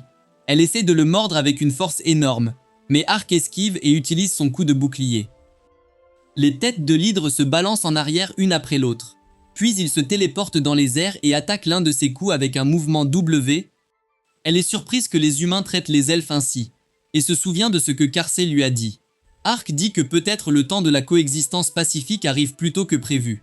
Ariane répond que depuis qu'elle a rencontré Ark, le monde semble changer autour de lui, et il en rit. Il dit qu'une fois la grande mission terminée, il retournera à une vie tranquille, mais les filles ne le croient pas. En plaisantant, il enlève son casque, et la pauvre Chiom, qui n'a même pas été prévenue, est terrifiée et se cache derrière un arbre. Elle ne sort pas même quand Ariane explique le scénario de la malédiction. Puis, elle dit à Ark de venir chez elle, et après un bref repos, ils iraient ensemble à la couronne du Seigneur où il pourrait briser sa malédiction, et il pense que c'est la meilleure chose à faire. Ainsi, le voyage d'Ark pour mener une vie tranquille a pris cette tournure, et avec ses nombreux amis, il espère que cela reste aussi amusant. Bien qu'Ark ait décidé qu'il devait rester dans ce monde de toute façon, il essaye de vivre comme un aventurier normal sans compétences surpuissantes. Mais quand on existe dans un monde plein d'injustices, rester caché n'est pas toujours facile. Un matin, un groupe d'orques attaque des femmes du village voisin qui marchaient dans la forêt. Elles courent à travers les buissons cherchant un moyen d'échapper, Mais les orques sont trop rapides et continuent leur poursuite. Soudain, elles aperçoivent un jeune homme s'approchant, et un instant, leurs yeux s'illuminent, pensant qu'il pourrait les aider. Mais leurs espoirs se transforment en cendres lorsqu'elles aperçoivent un orque à côté de lui. L'homme rit de leur visage confus et horrifiés, affirmant que ces orques travaillent pour lui. Il s'approche d'une des femmes, disant qu'elle a l'air bien et qu'il pourrait avoir un goût avant de les vendre au plus offrant. Avant qu'il ne comprenne ce qui se passe, Ark apparaît derrière lui dans son armure brillante, choquant les filles qui se demandent si ce grand chevalier est le patron de cet homme. Il tranche 2 orques près des filles, leur coupant la tête nette. Pendant que l'homme le regarde horrifié, il essaye de revenir à la réalité et tente d'attaquer. Mais sans un mot, Ark lui assène un coup de poing massif au visage, le mettant hors de combat en un instant, l'envoyant dans les airs, jamais revu. Ark commence immédiatement à célébrer sa victoire, ne remarquant pas que certains orques poursuivent encore les filles. Heureusement, un de ses coéquipiers nommé Harry se jette entre elles et tranche l'orque. 2 autres orques sont rapidement éliminés par la ninja Chiyo. Harry commence rapidement à incanter un sort, et soudain son épée s'enflamme, qu'elle utilise pour décimer complètement les 2 orques devant elle. Pendant que la ninja utilise un jutsu d'eau pour s'occuper de 2 autres orques, Ark reste là, émerveillé, pensant à quel point son groupe est génial, mais décide qu'il ne peut pas les laisser trop éclipser. Il crée une petite boule d'énergie entre ses mains, et soudain les nuages deviennent noirs, et l'orage arrive. Il lance la boule d'énergie dans le ciel, et immédiatement toute la zone commence à être frappée par la foudre, anéantissant tous les orques restants, tandis que même Chiyo et Harry doivent fuir pour sauver leur vie. Alors qu'Harry lui crie qu'il a exagéré, car ce n'est pas ainsi qu'on reste discret. Pendant ce temps, de l'autre côté de la forêt, un groupe de gardes fait face à 2 épéistes contre le soleil couchant. Les gardes semblent stressés et effrayés, alors qu'ils ordonnent aux 2 hommes de déposer leurs armes et de se rendre. Mais au lieu de ça, ils sortent leurs épées et balayent les gardes sans hésitation. Lorsque la nuit tombe, Ark et son groupe sont emmenés dans la ville voisine par les filles, où la famille les remercie d'avoir sauvé ses filles, et en signe de gratitude prépare un festin énorme pour eux. Ark s'assoit avec Harry et Chiyo et semble extrêmement affamé, prêt à dévorer tout ce qui se trouve devant lui. Quand Harry essaye de le retenir, demandant si c'est une bonne idée de manger maintenant, Ark ne comprend pas et argue que ces gens ont déjà préparé un festin, alors autant en profiter. Mais Harry le poke à nouveau, mentionnant qu'il devrait enlever son casque pour manger. Soudain, Ark réalise qu'il ne peut pas enlever son casque, sinon ils verront sa vraie forme, qui est celle d'un squelette. La famille dit à Ark de manger et de se détendre dans le bain à proximité. Ark saisit cette occasion pour s'excuser, affirmant qu'il va d'abord prendre un bain et qu'il devrait simplement envoyer sa nourriture dans sa chambre. La famille dit qu'ils ne voient pas souvent d'elfes et de bêtes ici, donc ils ne viennent peut-être pas de cette région, mais cela ne les dérange pas. Cela surprend un peu Harry et Chiyo, car jusqu'à présent, ils ont surtout été méprisés par les humains à cause de leur race. Mais cette famille semble différente et très bienveillante. Pendant ce temps, Ark s'amusait dans le bain avec la renarde à 9 queues Ponta, quand il entend les bruits d'Harry et Chiyo, qui viennent aussi prendre un bain. À son horreur, ils ouvrent les rideaux de son bain et utilisent leur sort sur lui par embarras.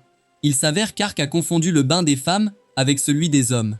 Alors qu'il profitait d'un bon bain, Harry pense à comment Ark veut aller dans les montagnes glacées où on dit qu'une source existe pour le transformer à nouveau en humain, et c'est là qu'il se dirige. Mais Ark se laisse distraire et prend des détours, comme raccompagner une vieille dame chez elle, détruire le repère de voleurs, libérer des enfants des trafiquants, et avec le détour d'aujourd'hui, ils se retrouvent dans cette petite ville, encore plus loin de leur destination. Le lendemain matin, ils sortent tôt et commencent à traverser la ville quand ils remarquent que les habitants semblent avoir peur d'eux, courant dans leur maison en les voyant. Ils remarquent aussi ce comportement et se demandent ce qui ne va pas. Quand soudain un enfant les aperçoit et court vers sa mère par peur, mais trébuche et tombe. Ark se précipite immédiatement vers lui pour s'assurer qu'il va bien, mais la mère de l'enfant se jette sur lui, suppliant Ark d'épargner l'enfant et de la blesser à la place. Ark est confus, mais il remarque que le garçon s'est éraflé le genou et saigne. Alors il utilise immédiatement son sort de guérison pour soigner son genou, ce qui surprend la mère et l'enfant le remercie. La mère demande s'ils ne sont pas le chevalier argent et l'elfe noir, ce qui confond encore plus Ark. La femme les conduit alors vers un mur proche où ils voient une affiche de 2 fugitifs recherchés. Un grand chevalier ressemblant à Ark et un elfe encapuchonné qui ressemble à Harry. La femme explique que ces 2-là ont été en série de kidnappings dans le village, et c'est pourquoi tout le monde a peur. Chiyo réalise immédiatement que ces 2 criminels essaient d'imposteurs Ark et Harry demande à la femme où ils peuvent trouver ces criminels, car elle ne peut pas laisser quelqu'un ternir son image de cette façon. Il décide d'un plan pour attirer ces personnes, et Chiyo et Harry se déguisent en femmes normales qui ont dû passer par la forêt. Elles commencent à errer dans les bois épais en discutant. Quand soudain, elles réalisent que quelqu'un les suit, Chiyo dit à Harry de les ignorer et de continuer à marcher. Bientôt, le chevalier argent et l'elfe noir bloquent leur chemin. Chiyo commence immédiatement à crier à l'aide et à courir dans l'autre sens avec Harry. Le plan principal était de s'en occuper sur le champ. Mais Chiyo pense qu'il serait mieux qu'elle soit emmenée au repère où se trouvent les autres victimes kidnappées. L'elfe noir saute immédiatement en avant et utilise son épée enflammée pour créer un mur de feu pour les arrêter. Pendant que le grand chevalier utilise son épée pour abattre des arbres et complètement coincer les filles, Chiyo se met à genoux et leur demande de ne pas leur faire de mal. Impressionnant Harry avec ses talents d'actrice, l'elfe noir s'approche d'elle et enlève leur capuche. Soudain, un groupe d'hommes armés sort de la forêt, parlant de la façon dont ils ont frappé le jackpot avec l'elfe et la fille bête, et comment leur chef serait très heureux. Et ils commencent à marcher vers le repère. Il s'avère que l'elfe noir n'était rien d'autre qu'un drag queen, car il sort des coussinets de poitrine et révèle son visage. Il prétend qu'il a naturellement des jambes sans poils, ce qui facilite la croyance des gens qu'il est une fille. Bientôt, Chiyo repère Ponta sur une des branches et lui fait un signe, incitant Ponta à prendre son envol et à se précipiter vers Arc. Les filles sont emmenées dans la grotte où les prisonniers restants sont gardés dans des cellules, tandis que leur chef parle de la façon dont la charrette devrait bientôt venir pour emmener ses prisonniers. Il s'approche et enlève la capuche pour voir à quoi ressemble la fille elfe quand il réalise soudain qu'il l'a déjà vue. Même Harry réalise que c'est le fils du seigneur qu'elle et Arc ont battu il y a quelque temps. Le gars est horrifié de la voir ici, quand soudain Arc apparaît à leur côté de nulle part. Le fils du seigneur est terrifié au-delà de toute croyance alors qu'il commence à reculer. Pendant qu'Arc rend les armes aux filles, les imposteurs réalisent bientôt que ces gens sont les vrais. Le véritable chevalier argent et la célèbre elfe. Arc est super excité, c'est la première fois qu'il voit des gobelins en personne. Mais Harry s'inquiète du nombre qu'il y a. Bientôt, le combat commence, et individuellement, les gobelins ne font pas le poids face au groupe, mais ils semblent sans fin et continuent d'arriver. Harry décide de s'occuper d'abord du chef et saute sur le fils du seigneur, déchirant ses vêtements avant de lui donner un coup de pied, mettant fin à ses espoirs de descendance. Pendant ce temps, Art ignore complètement toutes les attaques et s'approche du seigneur gobelin avant de le couper en deux d'un seul coup, puis utilise une explosion d'énergie pour détruire tous les gobelins autour de lui. Mais son sort est si puissant que tout le système de grotte s'effondre, mais il parvient à utiliser son sort de bouclier pour sortir indemne. Les malfrats sont arrêtés, tandis qu'Arc et son groupe discutent de deux individus qu'ils ont rencontrés ces derniers jours, capables de contrôler des monstres, ce qui pourrait être très dangereux. Chiyo décide de trouver un village pour en savoir plus, tandis qu'Arc et Harry choisissent de continuer leur voyage, espérant sans trop de détours. Quelques jours passent, et Arc et Harry arrivent à la ville de Lambert le matin. Ils entendent dire que le seigneur de cette région, réputé pour être très oppressif, a épousé une elfe. Harry veut savoir s'il a enlevé l'elfe pour l'épouser, ou si l'elfe a voulu se marier d'elle-même. Aux portes, ils sont arrêtés par les gardes, mais Harry fait semblant d'être une dignitaire du royaume elfe et réussit à entrer dans la ville. Arc affirme que si le mariage se fait de manière consensuelle, c'est un grand pas dans la bonne direction pour apaiser les tensions entre les humains et les autres races. Mais sinon, cela pourrait être l'étincelle d'une énorme explosion et d'une probable guerre entre les deux races. Une fois à l'intérieur de la ville, ils se dirigent directement vers le château, où ils sont accueillis personnellement par le seigneur de Lambert, un jeune homme blond et séduisant, et son épouse elfe qui semble amoureuse de lui. Le seigneur les salue chaleureusement, affirmant que quiconque venant du royaume elfe est toujours le bienvenu à sa table. Il leur dit de se rafraîchir et de le rejoindre pour le souper, en les dirigeant vers une immense table garnie de toutes sortes de mets.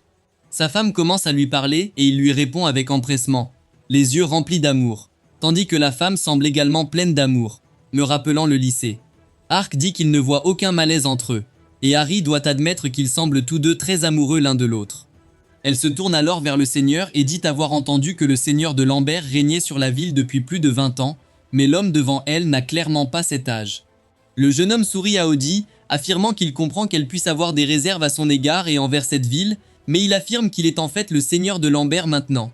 Il leur dit que, il y a seulement quelques mois, son père était encore le seigneur de Lambert.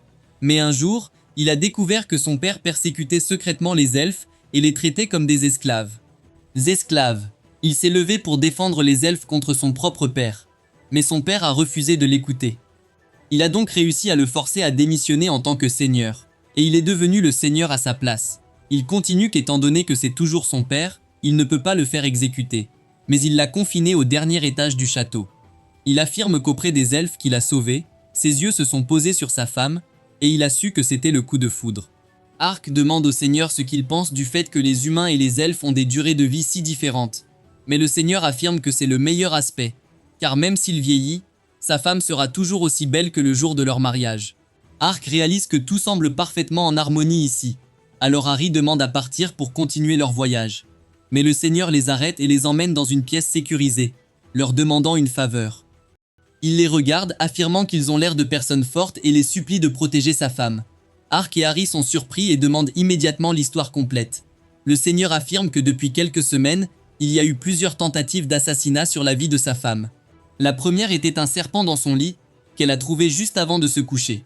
Heureusement, la pièce était encore bien éclairée, et elle a pu repérer le serpent avant que quoi que ce soit ne se produise. La seconde a eu lieu pendant un dîner, où sa nourriture a été empoisonnée. Mais comme ils ont un goûteur de nourriture, le malheur a été évité, mais le goûteur est tombé très malade. Heureusement, elle a survécu à l'incident et se repose actuellement pour retrouver sa santé. Le Seigneur demande à Ark et Harry de trouver le coupable et de le traduire en justice pour qu'ils puissent dormir tranquilles. Sachant que la vie de sa femme n'est plus en danger, Ark regarde Harry, lui demandant ce qu'il devrait faire, mais Harry a pris sa décision. Elle ne laissera pas une autre elfe se retrouver abandonnée à mourir si elle peut aider. Ark répond au Seigneur que si les assassins ont réussi à empoisonner sa nourriture et à mettre un serpent dans ses appartements, cela signifie que l'assassin pourrait très bien être quelqu'un de l'intérieur du château. Il demande au Seigneur s'il a des suspects, et le Seigneur répond qu'il en a plusieurs. Il explique que la plupart des serviteurs qu'ils ont viennent de l'époque où son père était seigneur, et ils nourrissent de la haine envers le nouveau seigneur et la dame pour avoir renversé les précédents. La femme intervient disant que si on les renvoie, leur famille perdrait leur unique source de revenus et elle ne veut pas de cette négativité dans leur vie. Harry affirme que si des mesures strictes sont prises, sa vie sera toujours en danger. Mais la femme dit qu'elle ne veut pas punir tout le monde alors que certains sont peut-être innocents. Le Seigneur répond que les gens ne changent pas facilement, donc ils ont besoin d'une longue période de règne paisible pour changer d'avis. Ark comprend ce que le Seigneur veut dire et assure qu'ils feront tout pour garantir la sécurité du nouveau couple. Sur ce, il emmène Harry dans une autre pièce pour le dîner, et Ark peut enfin enlever son aume pour manger. Il commence à dévorer les queues de homard fraîches devant lui, les arrosant de bière. Harry lui dit qu'il devrait se concentrer moins sur la nourriture et plus sur le problème. Ark répond que le mariage semble solide, et qu'il suffit d'éradiquer quelques mauvaises herbes qui essaient de pourrir cet arrangement. Harry acquiesce, disant qu'elle a ressenti une forte volonté chez eux de changer la société à travers leur mariage et d'apporter la paix entre les humains et les elfes, c'est pourquoi elle veut les aider. Ark lui demande ce qu'elle prévoit de faire, et elle répond qu'elle gardera personnellement la femme, pendant qu'Ark rassemble les serviteurs pour découvrir qui veut ruiner ce mariage. 3 jours passent depuis cette nuit-là, et Ark semble toujours le même, dévorant des homards pendant qu'Harry paraît un peu inquiète. Elle demande à Ark s'il a trouvé quelqu'un de suspect, et il lui parle d'un garde qui lui a semblé un peu louche. Il a agi comme s'il était une armure vide dans le couloir, et a attrapé le garde pendant qu'il écrivait quelque chose dans son petit carnet. Mais en vérifiant le carnet, il s'est avéré que c'était une lettre d'amour étrange pour quelqu'un qu'il aimait. Il ajoute qu'il a trouvé une autre personne suspecte près des cuisines. Le garde sortait de la zone dès la fin de son service et avait l'air d'avoir quelque chose en tête. Un jour, il l'a suivi et a découvert que le garde se dirigeait droit vers l'apothicaire du village. Harry est surprise, car cela pourrait être lié à la tentative de poisoning qui a eu lieu il y a quelques semaines. Ark affirme qu'il le pensait aussi, alors il est entré dans l'apothicaire et a découvert qu'il voulait savoir où trouver des plantes toxiques. Il a suivi le garde jusqu'à la lisière de la forêt, où il a été pris la main dans le sac en ramassant des plantes toxiques. Mais quand Ark l'a attrapé et l'a accusé d'avoir empoisonné la nouvelle dame de Lambert, le garde s'est fâché, disant qu'il ne ferait jamais une chose pareille. Et il est là seulement parce que les plantes toxiques sont aussi utilisées pour fabriquer des antidotes. Et si la dame était empoisonnée, il aimerait avoir un antidote à portée de main. Il continue qu'en revenant, Ponta a repéré un étrange oiseau blanc dans l'arbre. Mais c'était un perroquet qui chantonnait pour lui-même. Donc il ne s'en souciait pas vraiment et est rentré. Ark continue que sa recherche du coupable a été vaine, car aucune des personnes suspectes ne semble vraiment en vouloir à la dame. Harry se souvient que le Seigneur lui a montré la cage vide d'un oiseau qui appartenait à son père, mais qui s'est envolé peu après que son père ait été confiné dans la chambre au-dessus du château. Elle affirme qu'il ne reste qu'une seule personne comme suspect, et c'est nul autre que le père du Seigneur. L'ancien seigneur, Ark affirme qu'il est en résidence surveillée, donc il ne ferait rien de suspect qui pourrait être facilement retracé jusqu'à lui. Mais Harry a un plan. Le lendemain matin, elle le déguise en statue et le fait entrer dans la chambre de l'ancien seigneur, le laissant là pour qu'il puisse espionner directement le père. Au début, le père a pensé à brûler la statue pour montrer que sa chambre n'est pas un débarras. Mais heureusement pour Ark, il n'a pas agi sur cette idée. Plus tard dans la nuit, quelque chose attire l'attention d'Ark, alors que le père se tenait près de la fenêtre, le même perroquet de tout à l'heure s'est envolé vers lui. Pendant que le père lui dit que demain, son fils et sa femme elfe visiteront sûrement la tombe de sa femme, c'est là qu'il doit frapper. Le perroquet crie une affirmation et s'envole. Le lendemain matin, le père se réveille pour découvrir que la statue de squelette a disparu. Mais il n'y pense pas deux fois et sourit simplement à l'idée que son plan fonctionne pour montrer aux elfes leur vraie place. Pendant ce temps, le seigneur et la dame de Lambert poursuivent leur chemin vers la tombe de la mère du jeune seigneur à l'anniversaire de sa mort. Mais en route, ils sont attaqués par un groupe d'hommes masqués armés d'épées. Ils se précipitent vers la voiture, mais Ark apparaît au milieu et renvoie l'un des malfrats d'où il vient. Les malfrats cependant semblent ne se soucier de personne d'autre, car ils crient les uns aux autres d'aller simplement pour l'elfe. Ils ignorent Ark et se dirigent droit vers la voiture, où, à leur grande surprise, la dame sort de la voiture avant d'utiliser une explosion de feu si forte qu'elle brûle certains des hommes qui courent vers elle. La dame s'avère être Harry déguisé, défiant quiconque de s'approcher d'elle. Pendant ce temps, Ark utilise sa capacité de frappe de foudre, et ensemble, ils mettent rapidement hors d'état de nuire les ennemis. Harry se tourne ensuite vers le seigneur qui est sorti pour les remercier et demande où est la dame, et il répond qu'il l'a envoyée chez la goûteuse de poison qui se remettait à la lisière nord de la forêt. Soudain, quelque chose frappe Harry alors qu'elle pense au perroquet vu dans la même zone et au plan qui s'y développe contenant du poison. Elle demande à Ark de les téléporter. Ark s'exécute et entre par le toit au dernier moment, juste avant que la dame ne prenne une gorgée de thé empoisonné. Tout le monde est choqué, mais Harry prend le thé et le verse sur des plantes qui meurent instantanément.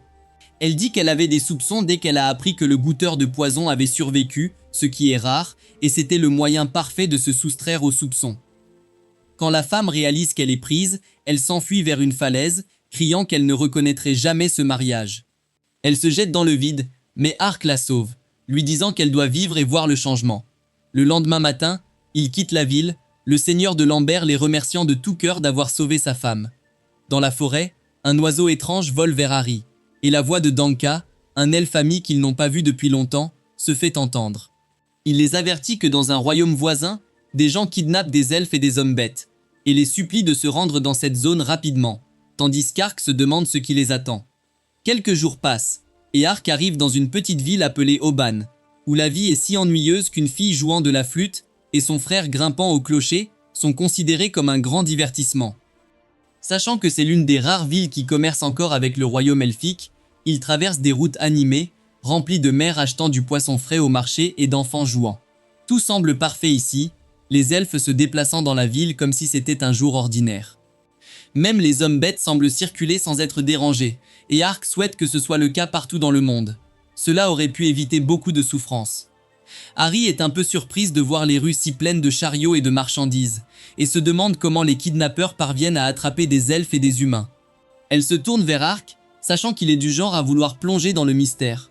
Mais elle suggère qu'il prenne une journée de repos, trouve un endroit où séjourner et se restaurer, surtout après qu'il pense à toute la nourriture délicieuse qu'il pourrait obtenir dans un port comme celui-ci. Ils prennent une chambre privée dans une auberge, et Ark commence à engloutir toute la nourriture qu'il peut. Pendant ce temps, Harry pense à leur objectif principal d'atteindre les montagnes, et à ce qu'ils font impliquer dans un autre mystère dont ils n'ont aucune idée. Avoir des informations secrètes dans une ville aussi animée serait difficile, mais Ark croit que les kidnappeurs finiront par se révéler tôt ou tard. Après un bon dîner, ils décident de se reposer pour la nuit, et de commencer à rassembler des informations le lendemain matin. Dès que le soleil se lève, ils se séparent pour chercher des informations dans différentes zones.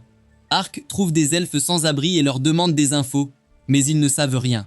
Dans une autre rue, Abaldi essaye de lui vendre des elfes pendant quelques heures, mais Ark le bat et passe à autre chose. Harry n'a pas plus de chance, elle demande dans les marchés mais n'apprend rien. Ils se regroupent bientôt et réfléchissent à un nouveau plan, quand soudain, leur attention est attirée par un jeune garçon qui prétend qu'il va grimper au clocher tout seul. Il dit que s'il réussit, ils doivent lui donner de l'argent, sinon il deviendra une crêpe. Des gens dans la foule semblent avoir déjà vu ce numéro, et se demande où est sa petite sœur qui jouait de la flûte. Ark s'avance pour mieux voir et réalise que le garçon est assez agile. Mais après avoir grimpé à mi-chemin, il regarde la foule et pointe subtilement vers Harry. Elle le remarque et se demande s'il essaie de lui dire quelque chose. Mais soudain, elle est entourée par des hommes encapuchonnés, l'un d'eux lui mettant un couteau dans le dos. Il lui dit de se taire et de faire ce qu'ils disent si elle veut rester en vie. Harry sourit, réalisant que c'est un plan pour isoler des cibles importantes. En un clin d'œil, elle commence à frapper les hommes encapuchonnés, les mettant au sol facilement. Ark se précipite vers elle pour voir ce qui se passe. Les hommes encapuchonnés commencent à fuir. Pendant qu'Harry les poursuit, Ark essaie de courir après elle, mais elle lui dit de s'occuper du garçon qui grimpait la tour. Au lieu de fuir, le petit idiot commence à rire comme s'il regardait un comédien, et Ark apparaît derrière lui. Comme ma mère qui arrive dès qu'une scène d'écaille passe à l'écran. C'était la fin des bêtises du petit garçon, il est emmené à la périphérie de la ville et attaché avant qu'on ne commence à poser des questions. L'enfant semble impressionné par la magie d'Ark, mais Harry va droit au but et demande pour qui il travaille. Comment s'est-il retrouvé avec ces scélérats et où sont cachées toutes les victimes enlevées? Le garçon décide de faire le silence, mais Harry n'est pas d'humeur à plaisanter, alors elle s'agenouille et lui donne une bonne claque, me rappelant encore ma mère. Ark la pousse derrière et tire le garçon vers le haut, décidant de s'occuper d'abord de ses blessures.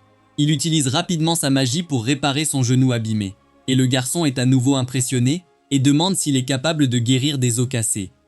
Ark regarde Harry et elle exige immédiatement de connaître toute l'histoire. S'il veut qu'il l'aide, le garçon prétend avoir une sœur, et la dernière fois qu'ils ont joué, elle jouait de la flûte. Il a décidé d'aller plus loin que d'habitude pour tester ses limites, même si sa sœur lui avait dit de ne pas le faire. En grimpant au sommet de la tour de l'horloge, certaines vieilles briques cassées se sont effondrées, et une partie de la tour est tombée. Heureusement, il a réussi à agripper les aiguilles de l'horloge, mais sa sœur n'a pas eu cette chance et a été blessée par les débris tombant, se cassant plusieurs os. Il a essayé de chercher partout un médecin qui pourrait l'aider, mais il n'avait pas assez d'argent. C'est alors que les hommes encapuchonnés l'ont approché, et l'un d'eux lui a dit qu'il lui paierait bien s'il faisait un petit boulot pour eux.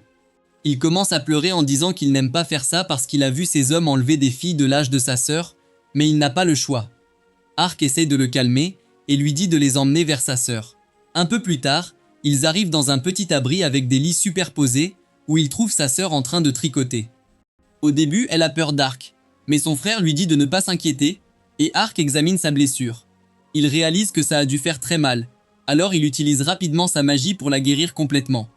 Elle commence à sourire en réalisant que sa jambe est maintenant complètement guérie et qu'elle peut la bouger sans problème. Son frère reste très prudent et lui donne un bain d'eau chaude pour détendre ses muscles raides. Après cela, il la remet au lit et dit à Ark qu'il va maintenant les emmener au repère des kidnappeurs. Malheureusement pour lui, les kidnappeurs ont compris sa trahison et ils viennent chercher sa sœur dès que le chemin est dégagé. À leur insu, Ark et les autres se précipitent vers le repère, enfoncent la porte et entrent immédiatement, pour découvrir que les kidnappeurs ont fui avec toutes les victimes. Ils se dirigent rapidement vers la sortie de la grotte, et le garçon réalise que tous les chariots ont disparu aussi, ce qui signifie qu'ils essaient de fuir la ville. Au moment où Ark les emmène sur un rebord à l'extérieur de la ville, le soleil commence à se coucher. Ils aperçoivent plusieurs chariots allant et venant de la ville, mais ils ne savent pas lequel pourrait être celui des kidnappeurs. Le garçon prétend qu'il peut reconnaître le conducteur, mais il ne parvient pas à le localiser. Soudain, ils entendent le son d'une flûte venant de l'arrière d'un chariot, et le garçon réalise immédiatement que c'est sa sœur qui joue de la flûte. Ark comprend ce qui se passe et apparaît immédiatement devant le chariot, le faisant perdre le contrôle et se renverser. Les kidnappeurs sortent, étourdis, mais attrapent leur couteau, tandis qu'Harry se joint également à la bataille. Ils reconnaissent Harry et pensent qu'ils ont de la chance, car ils peuvent aussi l'attraper et la vendre pour une bonne somme. Cependant, Harry est trop forte pour eux et les coupe facilement, les faisant tomber au sol. Les autres malfrats commencent à fuir dans la forêt, tandis qu'Ark les suit, en colère du fait qu'ils aient abusé de l'amour d'un frère pour sa sœur pour leurs actes malveillants. Il utilise sa coupe aérienne, qui les démolit avec les arbres de la forêt. Le garçon ouvre immédiatement la porte du chariot et trouve sa sœur à l'intérieur. Toutes les victimes sont renvoyées à leur famille, et le lendemain, le garçon et sa sœur se produisent à nouveau sur la place de la ville devant des centaines de spectateurs. Ark et Harry décident de continuer leur voyage vers la montagne, et nous sommes juste à l'extérieur de la ville dans la forêt, quand un autre oiseau se pose sur Harry, et cette fois, la voix de sa sœur aînée se fait entendre, lui disant de venir la rencontrer. Quelques jours passent, et Ark continue son voyage aux côtés d'Harry vers les montagnes aînées, où la sœur aînée d'Harry, Evan, est en mission. Harry prétend que sa sœur est une combattante accomplie, mais le fait qu'elle l'appelle pour l'aider l'inquiète. Ark lui dit de ne pas s'inquiéter, car cela signifie simplement que sa sœur respecte beaucoup ses capacités et ses compétences. Harry est encore un peu inquiète, mais avant qu'elle ne puisse penser à autre chose, soudain, une silhouette encapuchonnée surgit d'en bas et sort son épée avant de frapper Ark. Il se retire immédiatement, mais la silhouette encapuchonnée continue d'avancer, frappant et poussant dans la direction d'Ark tandis qu'il continue de reculer. Harry réalise immédiatement qu'elle a déjà vu ce style de combat à l'épée, et juste au moment où Ark sort son épée et que son épée rencontre celle de l'ennemi, Harry crie pour qu'il s'arrête, affirmant que la silhouette encapuchonnée n'est autre que sa sœur. La silhouette retire sa capuche et sourit, disant qu'elle ne pensait pas qu'on la découvrirait si vite. Evan court vers Harry et la prend dans ses bras, disant qu'elle leur a vraiment manqué, tandis qu'Ark se demande ce qui se passe. Un peu plus tard, ils entrent dans la forêt où ils s'assoient pour discuter, et Harry demande à sa sœur pourquoi elle a attaqué Ark sans raison. Evan révèle qu'elle a surveillé Ark et Harry depuis un moment, et qu'elle sait qu'Ark est littéralement un squelette. Elle s'approche d'Ark et lui enlève son casque pour révéler son crâne. Avant de remettre le casque, Harry demande à Evan ce qu'elle pense des compétences d'Ark. Evan sourit et répond que le combat a été interrompu. C'est pourquoi elle ne peut pas encore approuver Ark. Harry demande si elle les a appelés juste pour s'entraîner avec Ark, mais Evan dit qu'elle a besoin d'aide car elle est en mission, et c'est difficile à gérer seule. Harry demande si c'est une mission dangereuse et veut tous les détails, et Evan répond que c'est assez dangereux. Mais avant de donner tous les détails, elle veut vérifier combien Harry a progressé. Evan et Harry se préparent et Harry attaque en premier. Elle plonge sur Evan à la vitesse de l'éclair, mais Evan est trop rapide. Elle esquive avec une facilité exceptionnelle. Harry, un peu troublé, continue d'attaquer Evan sous tous les angles possibles. Mais peu importe ce qu'elle fait, elle ne parvient pas à l'atteindre car Evan prédit tous ses mouvements et esquive aisément. Ark est choqué par l'incroyable capacité d'Evan à éviter les attaques de sa sœur. Après avoir tout essayé, Harry décide d'attaquer sa sœur avec des attaques magiques. Elle invoque des boules de feu autour d'elle et les tire sur sa sœur. Mais Evan utilise sa magie du vent et, avec l'élégance d'une danseuse, elle réussit à esquiver et apparaît juste devant Harry avant de la désarmer facilement. Le match étant déjà gagné, Evan décide de donner une leçon à sa sœur et utilise sa magie de l'eau pour l'enfermer jusqu'à ce qu'elle admette sa défaite. Ark est stupéfait par les compétences d'Evan et dit que son maniement de l'épée était magistral, quelque chose qu'il n'a pas vu depuis longtemps. Bientôt, la nuit tombe et Evan s'endort avec Ponta. Pendant qu'Ark et Harry sont autour du feu de camp et parlent de la vie, Ark demande si elle est triste d'avoir perdu contre sa sœur. Harry répond qu'évidemment, elle est déçue d'avoir encore perdu contre sa sœur. Un sourire apparaît lentement sur son visage. Elle dit que sa sœur a toujours été brillante dans tout ce qu'elle faisait. Même jeune, elle avait déjà fait son nom en sauvant des elfes de la captivité, alors qu'elle ne pourrait jamais l'égaler. Ark essaie de la rassurer. Il lui dit qu'elle ne devrait pas se comparer à quelqu'un qui s'améliore chaque jour. Il dit qu'il a passé assez de temps avec Harry pour savoir qu'elle a beaucoup progressé depuis leur première rencontre. Elle a elle-même sauvé d'innombrables elfes, et tous doivent leur vie à elle. Harry le remercie pour ses mots gentils et s'excuse de retarder son voyage, mais Ark répond qu'il la connaît assez pour qu'ils soient amis et il apprécie beaucoup sa compagnie. De plus, son voyage n'est pas urgent, donc cela ne le dérange pas tant que ça. Le lendemain matin, Ark est chargé d'attendre près du campement pendant qu'Harry et Evan montent vers un village au pied des montagnes Anaït. La nuit dernière, Evan leur a parlé du village, qui était complètement fermé aux étrangers et dirigé par une seule famille depuis des générations. Mais un jour, le village a été attaqué et toute la famille a été anéantie, laissant une fille seule pour diriger le village. Heureusement, la fille s'est révélée être un véritable ange, et le village a recommencé à prospérer, et elle a même ouvert le village aux étrangers. C'est la seule raison pour laquelle ils peuvent le visiter aujourd'hui. Elle dit que la fille, nommée Lizou, a également ouvert un sanctuaire pour les elfes libérés par la princesse du royaume, Yuri, qui a un faible pour les elfes et travaille pour leur bien-être depuis son enfance. Elle dit que Lizou et son mari n'ont qu'à dire qu'ils ont perdu contact avec les elfes et les hommes bêtes, et ils seraient totalement exemptés de tout contrôle. Peu après, Evan et Harry visitent le sanctuaire et rencontrent un homme nommé Yakov qui les accueille en se faisant passer pour des esclaves elfes échappés cherchant de l'aide. Yakov, le mari de Lizou, leur dit de ne pas s'inquiéter et promet qu'ils seront bien pris en charge. Harry demande pourquoi il fait tout cela pour eux, et Yakov répond que c'était le souhait de sa femme que tous les elfes et les hommes bêtes soient libérés. Mais malheureusement, elle n'a pas pu voir cela jusqu'au bout. Il se tourne alors et demande à une serveuse nommée Pam de montrer les lieux aux deux nouveaux venus. Pam les salue joyeusement et les fait visiter tout l'endroit en leur parlant des installations présentes. En chemin, il croise un jeune elfe qui dit avoir été appelé par Yakov et qu'il doit partir. Pam sourit timidement avant de s'avancer avec Harry et Evan. Elle leur dit que le garçon est son fiancé et qu'ils se sont rencontrés au manoir où ils étaient tous deux esclaves auparavant. Ils sont ensuite conduits dans la salle à manger où ils rencontrent deux autres elfes, nettoyant les tables et ayant l'air plutôt heureux. En parlant, Harry mentionne qu'elle aurait aimé discuter avec Lissou, mais soudain l'atmosphère change. Et Pam leur dit que Lissou est portée disparue depuis un moment et beaucoup pensent qu'elle est morte. Elle affirme que Yakov pense toujours qu'elle est quelque part vivante, mais que tout le monde pense qu'elle est partie pour de bon. De plus, plusieurs personnes ont vu le fantôme de Lissou devant sa chambre, et même Pam dit qu'elle a vu le fantôme elle-même. Elle conduit Harry et Evan à l'endroit où elle a vu le fantôme, et immédiatement, les deux sœurs sentent que quelque chose ne va pas dans la chambre. Plus tard dans la nuit, après que tout le monde aurait dû s'endormir, Harry et Evan se dirigent vers la chambre et essaient de l'ouvrir, mais elle est verrouillée. Soudain, Pam apparaît dans le couloir et les repère, mais elles inventent une excuse sur le fait qu'elles ont oublié le chemin de leur propre chambre. À leur insu, Yakov les suivait et a tout vu. Le lendemain matin, à la table du petit déjeuner, elles apprennent que Pam et son fiancé ont fait un voyage de nuit pour retourner dans leur pays d'origine, mais aucun d'eux ne sait où c'est, ni comment faire le voyage. Plus tard dans la nuit, Ark apparaît enfin au manoir, et avec ses compétences de téléportation, il réussit à emmener Evan et Harry dans la chambre de Lissou. Ils peuvent immédiatement sentir l'aura venant d'en bas. Et juste au moment où ils pensent qu'il y a une trappe sous le tapis, une aura de mort émane de l'intérieur. Ark éclaire la zone avec sa magie du feu, et ils entrent quand soudain, une énorme horde de monstres morts-vivants se précipite vers eux avec des armes à la main, tandis que Ark et son groupe se demandent ce qu'ils doivent faire. Ark décide d'agir avant que quiconque ne puisse réfléchir à ce qu'il faut faire. Il utilise immédiatement son attaque de vent pour les repousser complètement. Et il suit rapidement avec son attaque de pic de terre qui détruit complètement les squelettes, mais en même temps, cela endommage aussi la structure de la grotte et elle s'effondre.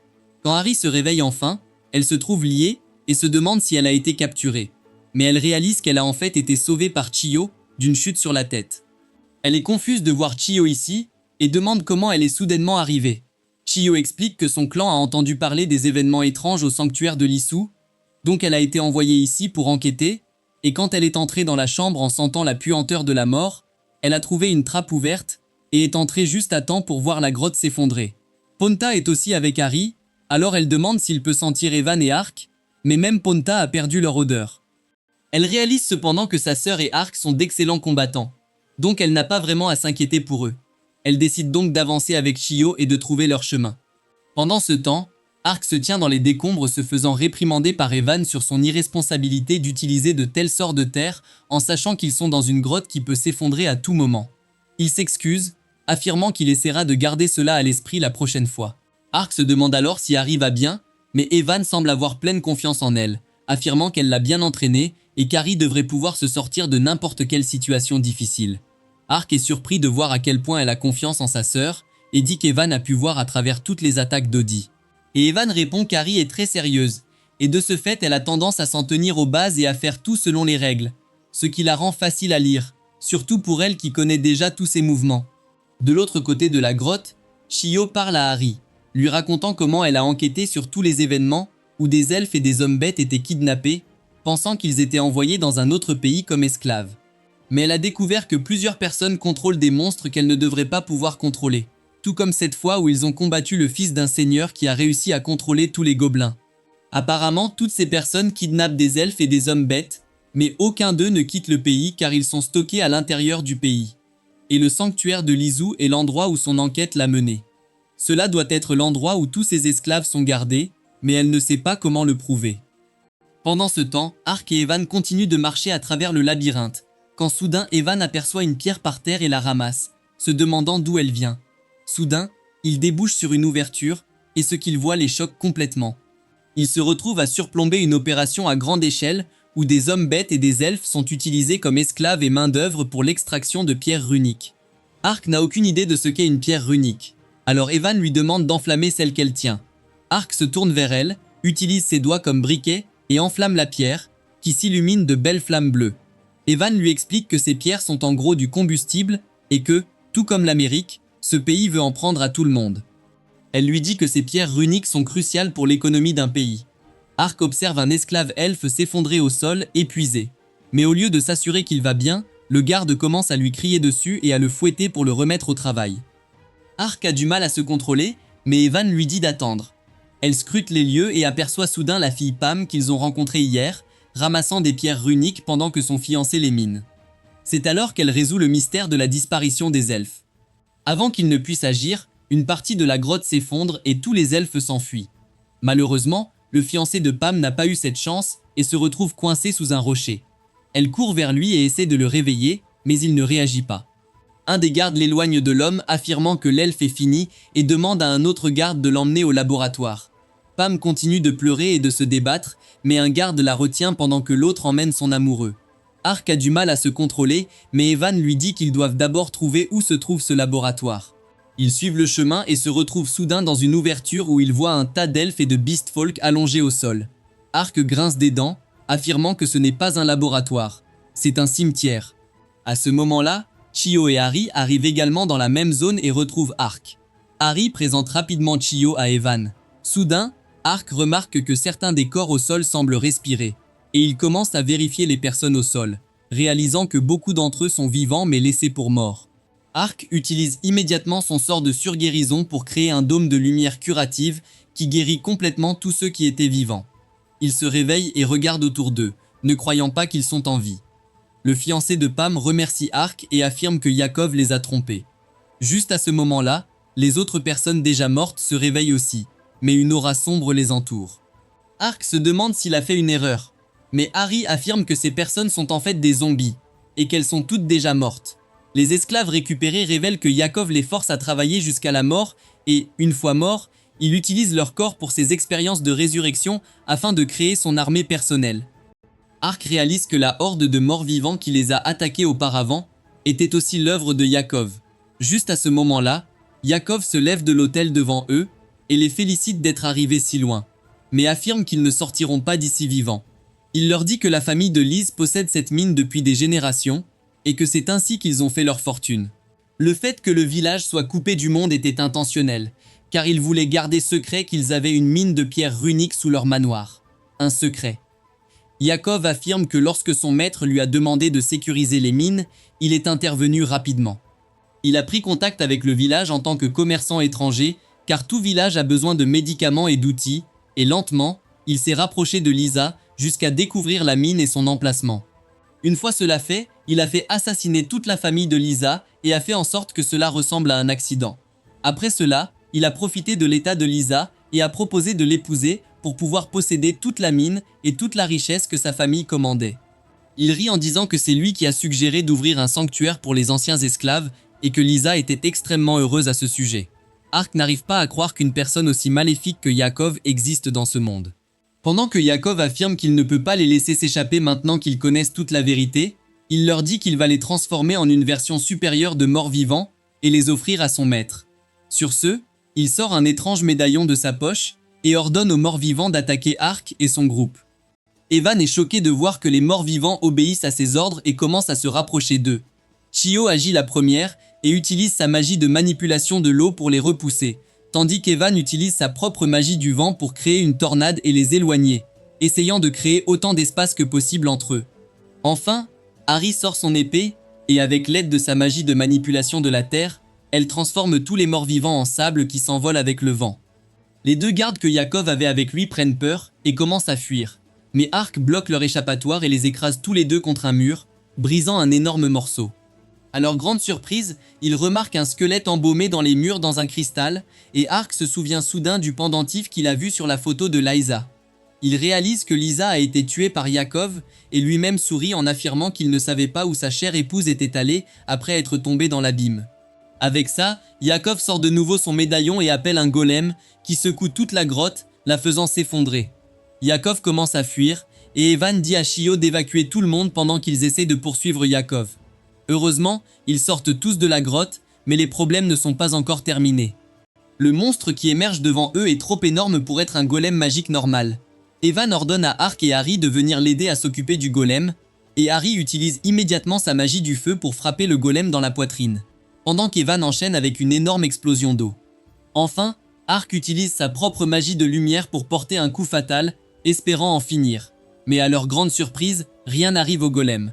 Yakov se moque d'eux et ordonne au golem d'attaquer. Et le golem suit son ordre, détruisant complètement le manoir et l'embrasant.